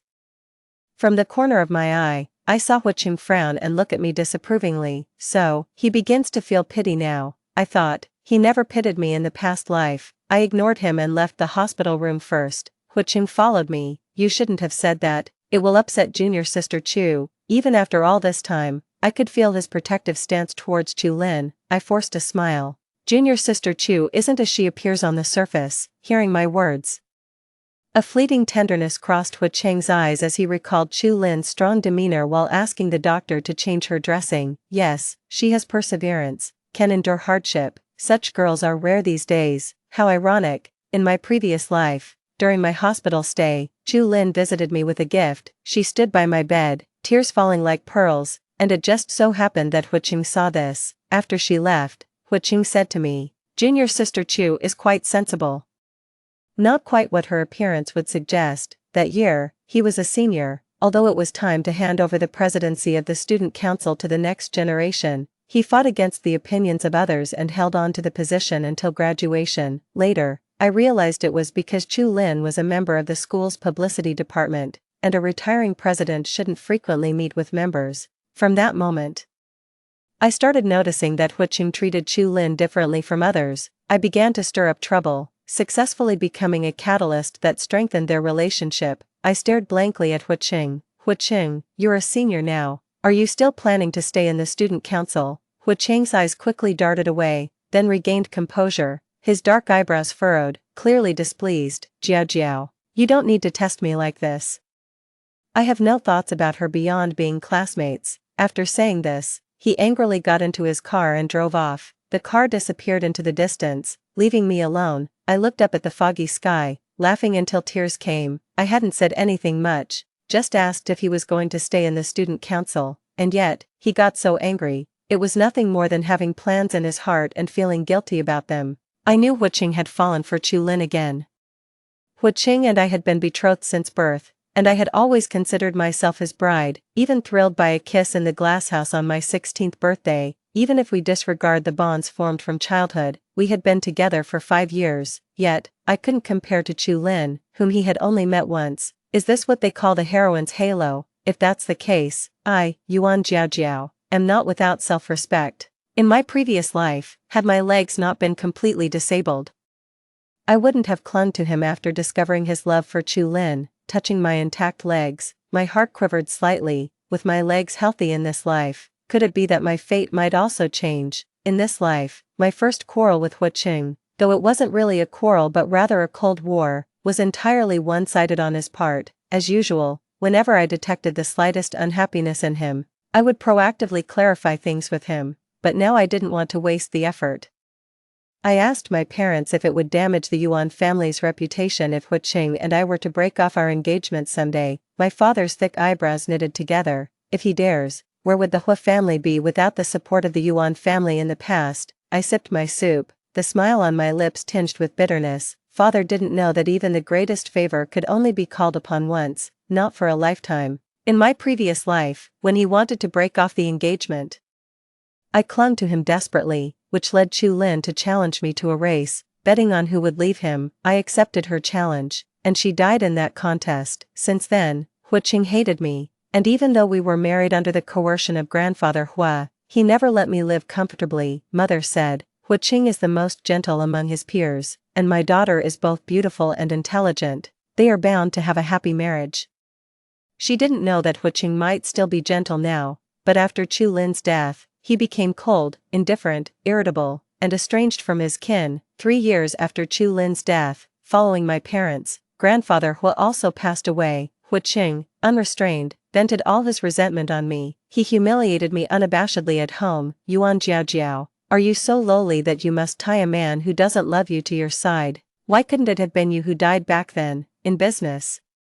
Hu Qing ruthlessly pursued me, the Yuan family's business being gradually swallowed by the Hua Corporation. You used to rely on the Yuan family's power and didn't take Chu Lin seriously. Now, I want to see what you can do without the Yuan family backing you. When Hu Qing sold the old Yuan family mansion at a low price, he even considered buying the cemetery where my parents were buried to develop an amusement park. At that time, I was already 2 months pregnant and was so upset that I ended up in the hospital several times to save the pregnancy. He stormed into my hospital room with his private doctor, intending to terminate the pregnancy. I knelt on the ground, crying and begging him to spare the child in memory of the Yuan ancestors who once saved the Hua family from disaster. His expression was so calm, as if watching an animal perform, with a cold indifference that had nothing to do with him. If you can keep it, then keep it. How could I keep it? At that time, I was already very weak, even struggling to get out of bed. Hu Qing left me in a private residence of the Hua family without medical care or professional nursing, only arranging for a mute nanny to provide 1 meal a day. In less than half a month, I lost the baby. That was our first child. Whenever I think of these things, I feel a roaring in my ears and my stomach cramps with nausea. My father sat beside me. Baby, tell your father. Did that Hua boy bully you? My loving father was still there, but I didn't know when white hairs had begun to appear in his thick black hair. My throat was so sore, I managed a faint smile and lied. Dad, Hu Qing has a good temper. My father noticed my hand trembling as I held the soup spoon, and his gaze grew thoughtful. After a while, he said seriously, baby, just hang in there. Once I finish this project I'm working on, the Yuan family's foundation will be secure. Then Yuan Hao's daughter won't have to live at the mercy of anyone. The project. My face suddenly turned pale. In my previous life, it was this project that began the slow decline of the Yuan family. Hu Qing and I had been cold to each other for 5 days, something that had never happened before. Our mutual friends noticed and tried to get us out together for some fun, but Hu Qing and I both declined, citing academic reasons. 2 days later, it was Yanlei's birthday. Since we all grew up together in the same circle and our parents knew each other, I couldn't really refuse to attend. I arrived late, and they were already having a great time. Chu Lin was there too, and within a week, she had made her way into the circle. Just like in my previous life, Chu Lin lost a game again, and Yanlei, ever the mischief maker, insisted she choose a man to play the noodle-eating game with her on the spot. Chu Lin, still not fully recovered and in a wheelchair, blushed deeply under everyone's gaze. After much hesitation, just like in her past life, she raised her hand and pointed at Hu Qing. I stood at the doorway, smiling lightly, unnoticed as the room buzzed with excitement. Hu Qing hesitated at first and didn't get up immediately, but seeing Chu Lin's eyes redden, he nodded gently in agreement. Each took an end of the noodle in their mouth, and as the noodle grew shorter, their lips drew closer, igniting the atmosphere in the room. Cheers erupted, everyone forgetting that Hu Qing had a girlfriend. I turned away without looking back. Behind me stood an aunt with an embarrassed expression. Miss Yuan, it's just kids fooling around. Her tone was very cautious, fearful that I might impulsively cause a scene at the young Master Yan's birthday party. She wasn't wrong to worry. In my previous life, I indeed made a scene. I barged into the room with my crutch, slapped Chu Lin, scolded Yanlei, and even pushed the aunt who tried to intervene. I didn't mean to push her, and I didn't know she was Yanlei's aunt from his hometown. Yanlei had lost his mother young and was very close to her. That outburst completely ruined my relationship with Hu Qing and strained things with Yanlei. At that time, I knew nothing about doing business, only aware that the Hua family owned extensive properties, unmatched in our circle. Yet unaware that a third of the Hua family's business relied on the Yen family's connections, the Yen family had a vast and intricate network of relationships. A week after the incident, the major project that was supposed to be a sure thing for my dad fell through. Later on, there was a major upheaval in the Yuan family's business chain. I went to seek help from Yen Lei, but I couldn't even get through the gates of his house. Uncle Yen didn't like me. He forbade Yen Lei from helping me. And even more from getting involved in the matters between Hu Qing and me. Auntie, could you please give this gift to Xiao Lei for me? I won't go in. I smiled as I handed the gift to the auntie, then quietly left. It was as if I had never been there. The next day, Yen Lei made a special trip to see me at school, and we met at a coffee shop outside the campus. Yen Lei arrived first and ordered my favorite, a cherry blossom latte. He first thanked me for the gift I sent him, then delicately said, "Jiao Jiao, I'm sorry, we drank too much last night, don't take it to heart, okay?" Auntie must have told him everything she saw last night. It's fine. My smile remained as I shook my head at him. He sighed in relief. As long as you understand, Hu Qing knows his limits. I heard from my dad that old Mr. Hu met him for tea recently and said that as soon as Hu Qing graduates, he'll formalize the engagement with your family. It should be soon, right? Soon. According to the trajectory of my previous life, it would be next month. But this time, Hu Qing and I won't get engaged. I blinked, pretending not to understand. Really, actually, I think both Hu Qing and I are still young. There's no rush. Besides, each of us belongs to our own families. If not Hu Qing, my marriage partner could be another young man from the capital, or there could even be some changes. Yen Lei paused, lifting his eyes to look at me, a glint of starlight in his gaze. You didn't say that before. When we graduated from high school, I confessed to you that I only liked him. Youthful and naive, I thought liking someone meant for a lifetime, but feelings cannot be measured by time. A lifetime is too long, and liking only one person seems too dull. I chuckled. I was just a child back then. Yen Lei seemed a bit agitated. And now, what about now? I stirred my coffee, not answering his question directly. Instead, I gently placed my hand on his. If one day I have a falling out with Hu Qing, you would help me, right? Yen Lei trembled, his ears turning red uncontrollably. He grasped my hand with his other hand, but only briefly, then he quickly let go. Yen Lei met my gaze, nodding firmly. Of course. He looked at my hand on his, pursing his lips. Jiao Jiao, even if you didn't do this, I, and the Yen family behind me, will always be on your side. Yen Lei had liked me since we were young, but I never felt the same. So he always stayed by my side as a friend. Initially, I just considered him a friend, but after he confessed, I avoided him. Then he became good friends with Hu Qing. After pushing away his aunt's issue, he was indeed mad at me for a while, but when he later found out that Hu Qing was with Chu Lin, he came to persuade me to break up with Hu Qing and consider him. At that time, stung by Hu Qing and Chu Lin, I felt that the unattainable is always the most desirable, and so I rejected him.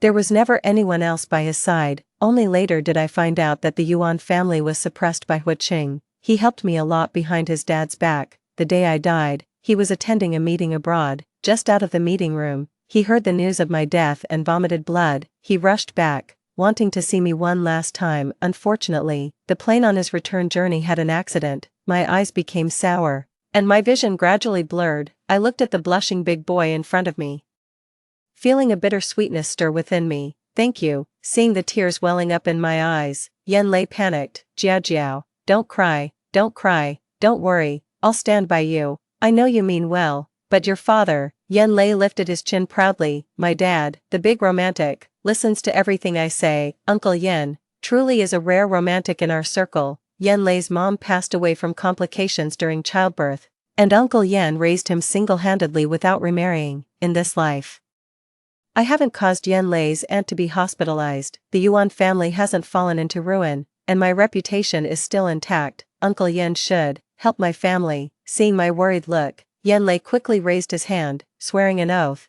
Don't worry, I'll make sure my dad helps when I get back. His smile broadened, his eyes twinkling like stars. That promise was all I needed. It's well known in the capital that the men of the Yen family keep their word. Sorry, Yen Lei, for using you first. In return, I will definitely change your fate. I reached out and tugged at his sleeve, curving my lips into a graceful arc. Go back now, and remember not to let anyone know. Yen Lei touched my hair lightly with his hand and grinned. I understand. As the car disappeared around the corner, I moved forward a few steps to a black van parked nearby. Using the closed windows as a mirror, I examined my appearance. With reddened eyes and a flushed nose, I looked both innocent and pitiable. It turns out this could work too. In my past life, I disdained Chu Lin's facade of being strong in front of others but weepy behind them. Now, I find myself acting just like her. I dropped the pitiable facade and walked towards the school with a serene face. 11. Inside the black van, who, the assistant in the driver's seat, dared not make a sound. Hu Cheng's dark eyes were fixed in the direction of the school gate. He had originally promised Chu Lin to take her for a checkup today, but coincidentally, as the car reached the school gate, he saw Yuan Jiaojiao entering a cafe by the roadside. She had been there for half an hour since her appearance. The tinted car windows shielded the inside from view, but from inside, the actions and expressions of those outside were clear. His girlfriend secretly meeting with a brother. Hu Cheng scoffed coldly, feeling the irony. He had been feeling guilty, avoiding getting too close to Chu Lin. It turned out Yuan Jiaojiao had gotten close with Yan Lei first. No wonder she was less clingy than before, dismissive in her messages, and unresponsive to calls. This was for the better. He didn't need to feel guilty anymore. Hu Cheng's lips twitched. He took a deep breath, trying to suppress the unease in his heart, but it was to no avail. Just then, Chu Lin slowly emerged from the school gate. She was dressed beautifully in a mint green dress, revealing her slender legs. Her pretty face lit up brightly at the sight of him. The bright sunlight added a touch of wildness to her. Hu Cheng watched the girl not far away, narrowing his eyes. Before coming, he had asked his assistant to drive the company car to avoid being recognized. Thinking of the intimate behavior between Yuan Jiaojiao and Yan Lei earlier, he suddenly didn't want to hide anymore. Let everyone see. Hu Cheng pushed open the car door and stepped out. 12. That evening, Dad announced that the project was finalized. With Uncle Yan's connections, it was settled over a dinner. I called Yan Lei to thank him, but he hung up. 3 seconds later, he video called me from the gym. The person in the camera's lens has fair skin dotted with fine beads of sweat, and bright red lips. It makes one's heart skip a beat. I called to thank you. Did I disturb you? The man paused mid-action, his bright eyes intently staring over. Do you still need to say thank you to me? At those words, I pursed my lips and remained silent. Seeing that I made no comment, Yan Lei coughed. I don't mean to rush you. Take your time. I won't mention it to Hu Cheng. Anyway, I'm fine with it. It's just that sometimes I want to see you, but I'm afraid to seek you out. After all, it's not officially acknowledged, and it could lead to gossip. After he finished speaking, he moved the phone slightly away. He lifted his shirt hem and wiped the sweat from his face. In doing so, he revealed a clear set of abs, so striking that it was hard to look away. Honestly, Yan Lei has a better physique than Hu Cheng. I swallowed and shifted my gaze away lightly. As for Hu Cheng, I'll handle it as soon as I can, but maybe I'll need your help again. Is that okay? The man in the video looked at me and grinned with a flash of his teeth. Happy to help. That evening, someone captured a photo of senior Hu Cheng from senior year picking up a junior girl in his car. I remained indifferent, continuing with my usual routine of classes, library, and dorm. A kind classmate came to warn me, but I only responded, I believe Hu Cheng isn't like that. And although I haven't met Junior Chu personally, I've heard from other friends that she might seem unapproachable, but she's actually very nice. The person hesitated to speak further, then just shook their head and left. Later, rumors spread that Chu Lin and I were close friends and that Hu Cheng picking her up was at my request. My roommate saw this and scoffed. Who would want to be friends with that kind of person? I don't know who started that rumor. Who else but Chu Lin herself? Trying to snatch Hu Cheng and step on me to gain a good reputation, playing both sides. That's the heroine for you. Let her take Hu Cheng if she wants, but I absolutely won't allow her to step on me to climb higher. A week after Yan Lei's birthday, a video of Hu Cheng and Chu Lin playing a game was posted on the school's forum. Overnight, the way people looked at me changed from mere disappointment to sympathy and indignation. In a previous life, Hu Cheng told me it was just a game and not to take it to heart. But was it really just a game? I skipped class with my roommate Tang Tang and bought a bunch of snacks. When we reached the student union, they told me Hu Cheng was in the office, carrying a lot of stuff. 2 classmates volunteered to help carry it up. Just as we reached the president's office door, we heard voices inside. I didn't know any of the people there at the time, except you a bit. I didn't expect it to be misunderstood. I'll go to Yuan's dorm later to explain, and I'll clarify on the forum too. Huiqing leaned on the desk, facing the window, with the female voice falling into his ears as he rotated his wristwatch. His tone was emotionless. No need, let them talk. Chu Lin was silent for a while, her tone aggrieved. I'm sorry, I didn't know you had a girlfriend. Hearing this, Tang Tang couldn't hold back anymore, thrusting the snacks into the arms of a classmate behind her. She kicked open the door and pointed at Chu Lin, erupting in anger. Give me a break. Who in the school doesn't know Jiao Jiao and Huiqing are a couple? Their photos have always been pinned at the top of the school forum, and last year in the school's promotional video they were even holding hands on camera. If you're blind you should at least have ears. During the school anniversary, when Huiqing was hosting, the girls were shouting Jiao Jiao's name so loud they almost broke their throats. Are you deaf? Even if you are blind and deaf, wouldn't you ask if someone has a partner before playing flirty games with them? The other members of the student union who had come up laughed. Their looks toward Chu Lin were full of disdain. Chu Lin, suddenly exposed, her face flushed red, instinctively looked towards Huiqing. Huiqing looked deeply at me. Why did you come today? Not yesterday, not the day before, but today. She probably thought I was disrupting her plans. Chu Lin slightly curled her lips, lifted her chin proudly, and looked at me with a hint of triumph. Before coming here, I thought these two would deny everything to the end, but I didn't expect Huiqing to be so careless. He even openly showed his disdain. I lowered my head, feeling a bit amused. My shoulders shook slightly, and it took me a moment to suppress my laughter before I looked up again. Can't I come? My voice was calm, but there was a choke in my tone. To others, it must have seemed like the ultimate grievance. Why is Senior Huiqing like this? I heard he and Jiao Jiao are even planning to get engaged. That's so blatant, totally irresponsible. Although I look somewhat delicate, I am strong-willed and never show weakness in front of others. Even Huiqing was taken aback for a moment. He had never seen me like this before. He gradually frowned, seemingly unsure how to handle the situation. In truth, I didn't want to hear his explanations. I just wanted to get this drama over with. My tears were almost ready to fall. I'm leaving. I bit my lip, giving Huiqing a mournful look. The tears I had prepared started to fall in front of everyone. Then, taking Tang Tang by the hand, I turned to leave, but I was stopped by a student council member. Senior Yuan, don't go. The one who should leave isn't you. Yeah, some people are too much. They need to figure out their place. Don't get too arrogant with a 2+1 attitude. Just stop being disgusting. The murmurs grew louder. Chu Lin's chest heaved with anger as she stood up, fists clenched. Yuan Jiao Jiao, stop playing the victim. Was it you who posted that video on the forum? Last time, you even went to the hospital to mock my disability, and now you're here staging this drama for whom? I couldn't help but smile internally. That was the right approach. These were the lines from my past life. Back then, I stormed in here alone, wanting to confront Chu Lin about whether she was the one who leaked that night's video, only to see her crying in Huiqing's arms. Furious, I lost my temper again. Seen by people from the student council who came to deliver something, Chu Lin played the innocent victim and started crying about leaving, which led others to accuse me of throwing a tantrum at the student council, ruining my reputation at school from then on. This time, I just went downstairs first, brought some snacks for the students in a meeting, and when they cautiously asked me if I had seen the forum, I confidently and openly expressed my trust in Huiqing and Chu Lin. It was somewhat similar to what Chu Lin said in my previous life. I believe Senior Yuan didn't mean to do it. She just loves Senior Huiqing too much and can't control her temper. Right, Chu Lin, have you gone mad?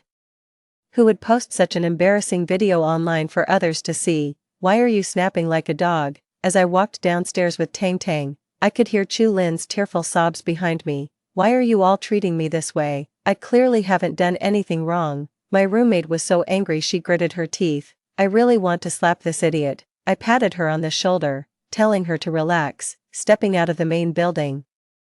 A gentle breeze and the bright sunlight made me look up at the blue sky and smile contentedly. My roommate puzzled. How can you still smile after all this? Because I won. From the visit to the hospital, I had deliberately provoked Chu Lin to make her angry. As the art of war states, agitate them and tire them. If your opponent makes you angry, you're likely to lose. In my previous life, Chu Lin agitated me first, causing me to lose my composure and rhythm, and I kept losing to her. This life, I started by agitating her first. I won the first round, and now, by agitating her again, I've won another round. I won, I will keep on winning. Suddenly, a wave of panic surged in Huiqing's heart as he stood up straight in the office. Just as he was about to follow someone out the door, Chu Lin grabbed his arm. "Senior, could you please speak for me? I didn't do it." Huiqing lowered his head to look at Chu Lin, who was crying pitifully, and suddenly felt a sharp pain in his stomach.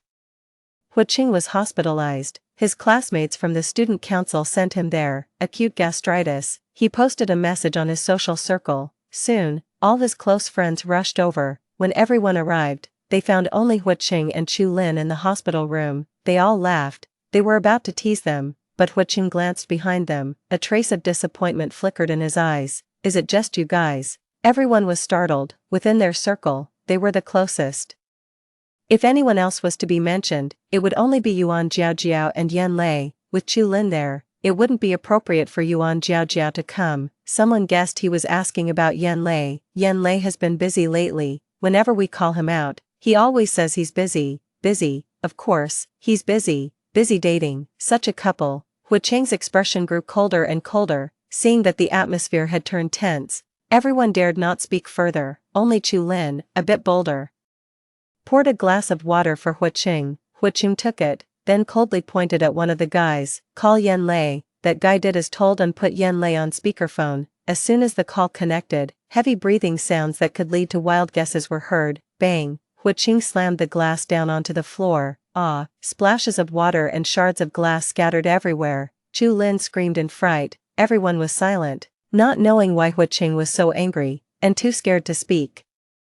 The breathing from the phone continued. Huiqing shouted into the phone, "Yan Lei, what are you doing? Who's with you?" The sound of a treadmill stopped, and from the phone, Yan Lei's chuckling voice emerged. "Huiqing, why the rush? Just running. Who did you think was with me? At this hour?" That lady who let out a cry. "Who is she?" His tone was lazy, but each word struck deep into Huiqing's heart, and those who were initially clueless began to grasp something.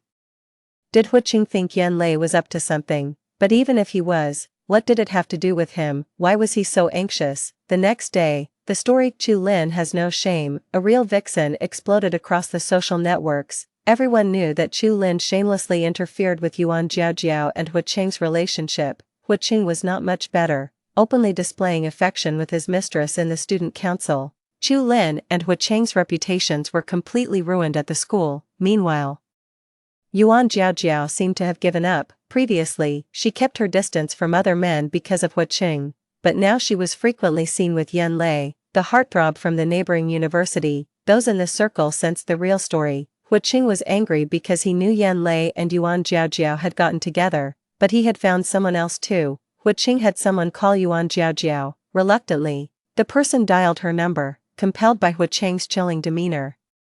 The call connected slowly. "What is it?" A man's voice came through. The temperature in the room seemed to drop below zero. They knew that voice all too well. Huiqing forced a smile, flames nearly shooting from his eyes. "Yan Lei, why do you have Yuan Jiaojiao's phone?" A laugh came from the other end of the line. "Huiqing, not only is the phone with me, but she is here with me too." Huiqing's veins throbbed at his temples. He snatched the phone and smashed it violently against the wall. "Yan Lei would visit me every now and then. He's a student from the university next door and comes to our school to play basketball. You're 20 minutes later than yesterday." Yan Lei, dressed in a loose blue basketball jersey, ran over to me. "Lately, I don't know what's gotten into him.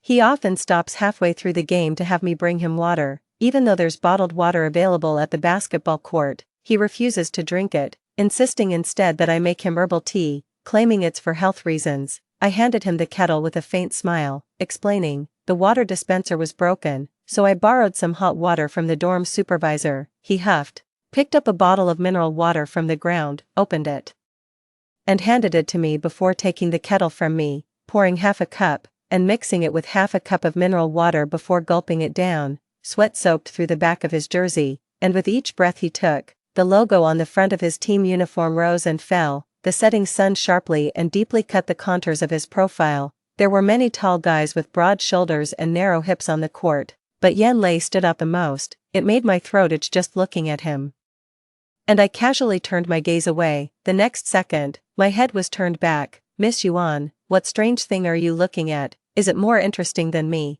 When Yan Lei lowered his head, his eyelids drooped, giving off a despondent and pitiful vibe, much like the Labrador on my roommate's wallpaper. I couldn't help myself and touched his fluffy, curly hair. Yan Lei's face immediately turned red, and he growled quietly, "What are you doing? You can't just touch a man's hair like that." "Oh.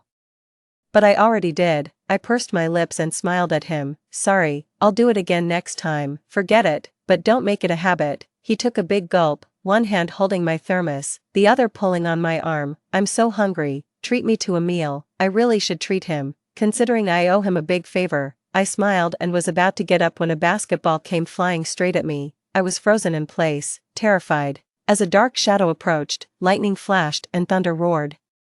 And a large hand caught it, slamming it back. Yan Lei shielded me behind him and yelled, "Huiqing, what are you doing?" Huiqing had arrived at some point. Without Chu Lin by his side, he often played basketball, but each department had its own court, and he seldom came to ours. Huiqing wasn't in his basketball jersey but wore a simple jacket, sweatpants, and sneakers, looking like he had just finished class. I always felt. He looked up at Yan Lei, his lips gradually straightening into a line.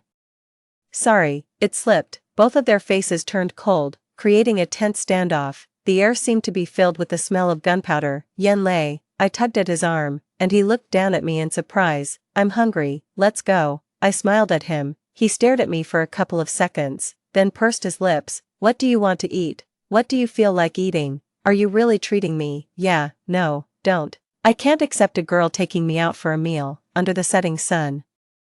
We walked side by side out of the basketball court, neither of us giving Huiqing another glance. Huiqing stood rigidly in place, everything around him receding at an unusual pace. All he could see were the fading figures of the two of us, so near yet so far. The dimming sunlight stretched his shadow long. Perhaps even he hadn't noticed, but his fingers hanging by his side were trembling slightly when Huiqing called me. I was washing my hair and couldn't answer. By the time I dried my hands and tried to pick up, the call had ended. I didn't call back and rushed off to class instead. Unexpectedly, Huiqing was waiting for me in my classroom. Seeing someone secretly taking photos with their phone, I was on edge. It was a large class that lasted all afternoon. Attending class under the watchful eyes of everyone was uncomfortable, according to the plot. At this time, Huiqing should have been getting along well with Chu Lin. Why did he come here? "Is there something you need?" I asked quietly, turning my face to the side. "I'm here to accompany you in class," Huiqing replied without looking up, seemingly oblivious to the stares of others, his eyes fixed on the book he brought. "With our current relationship, that's really not necessary. Everyone knows we had a falling out." Huiqing slightly lifted his eyelids, his gaze deep and unreadable. "What relationship do we have? If I remember correctly, you are my girlfriend." It's surprising he still remembers that I am his girlfriend. He didn't seem to remember that when he was playing games with Chu Lin. I gave a faint smile. "We broke up a long time ago, did we?" He flipped through his book, not looking up. "I don't recall that." I bit my lip, puzzled by his thinking. "Fine, we're breaking up now. Make sure you remember this time." Huiqing closed his book, looking up with a hint of melancholy in his eyes. "I only remember that the Hua and Yuan families had arranged a marriage between us since we were children. Breaking up with Huiqing wasn't going to settle the arranged marriage." When Huiqing left, he said, "Grandfather wants you to come over for dinner on Sunday evening." In a past life, it was at this dinner that Grandfather Hua asked me if getting engaged to Huiqing next month was too rushed. At that time, my disagreements with Huiqing had escalated. And unable to endure the humiliation, I complained to Grandfather Hua about him. I told him about Huiqing's involvement with a girl of humble origins. Grandfather Hua, who values social status, struck Huiqing and even talked about setting things straight with Chu Lin. Under pressure, Huiqing agreed to the engagement, but the engagement party never happened, because the night before the engagement, he deliberately soaked himself in ice water all night and ended up in the hospital. To avoid marrying me, he was even willing to risk his life. This time, when Grandfather Hua asked, I planned to refuse directly, but I didn't expect Huiqing to agree before I could speak. Even though Grandfather Hua was asking me, he interrupted. "Grandfather, Jiao won't mind, we've been together for so long." Before coming here, I had already discussed it with my parents. They were also aware of Huiqing and Chu Lin's situation, yet now, seeing Huiqing still wanting to go ahead with the engagement, my father was furious. With eyes full of anger fixed on Huiqing, who was calmly having his soup, he restrained his rage and said lightly, "Let's not discuss the engagement for now. Jiao is still young, and her mother and I would like to keep her with us for a few more years. Times have changed. And there's no longer any need for equal social standing in marriages. If Xiaochen truly likes that girl, he should bring her over for Grandpa to meet. I didn't expect my father to be so direct, which made Huqing suddenly look up. Instead of looking at Grandpa Hua, he looked at me in disbelief. He hadn't expected me to tell my parents about it. He thought at most I would be upset with him, but that we would still get married. After all, I loved him so much. He was too confident. Grandpa Hua found out and decided to enforce the family discipline. Huqing couldn't escape a beating, but this time, without my insistence, the marriage was called off. My relationship with Huqing was officially over. That night, I posted on my social circle, once wished for us, now wishing for you and me. Many friends privately messaged me asking what happened. I simply replied, we broke up. There was no need to explain further.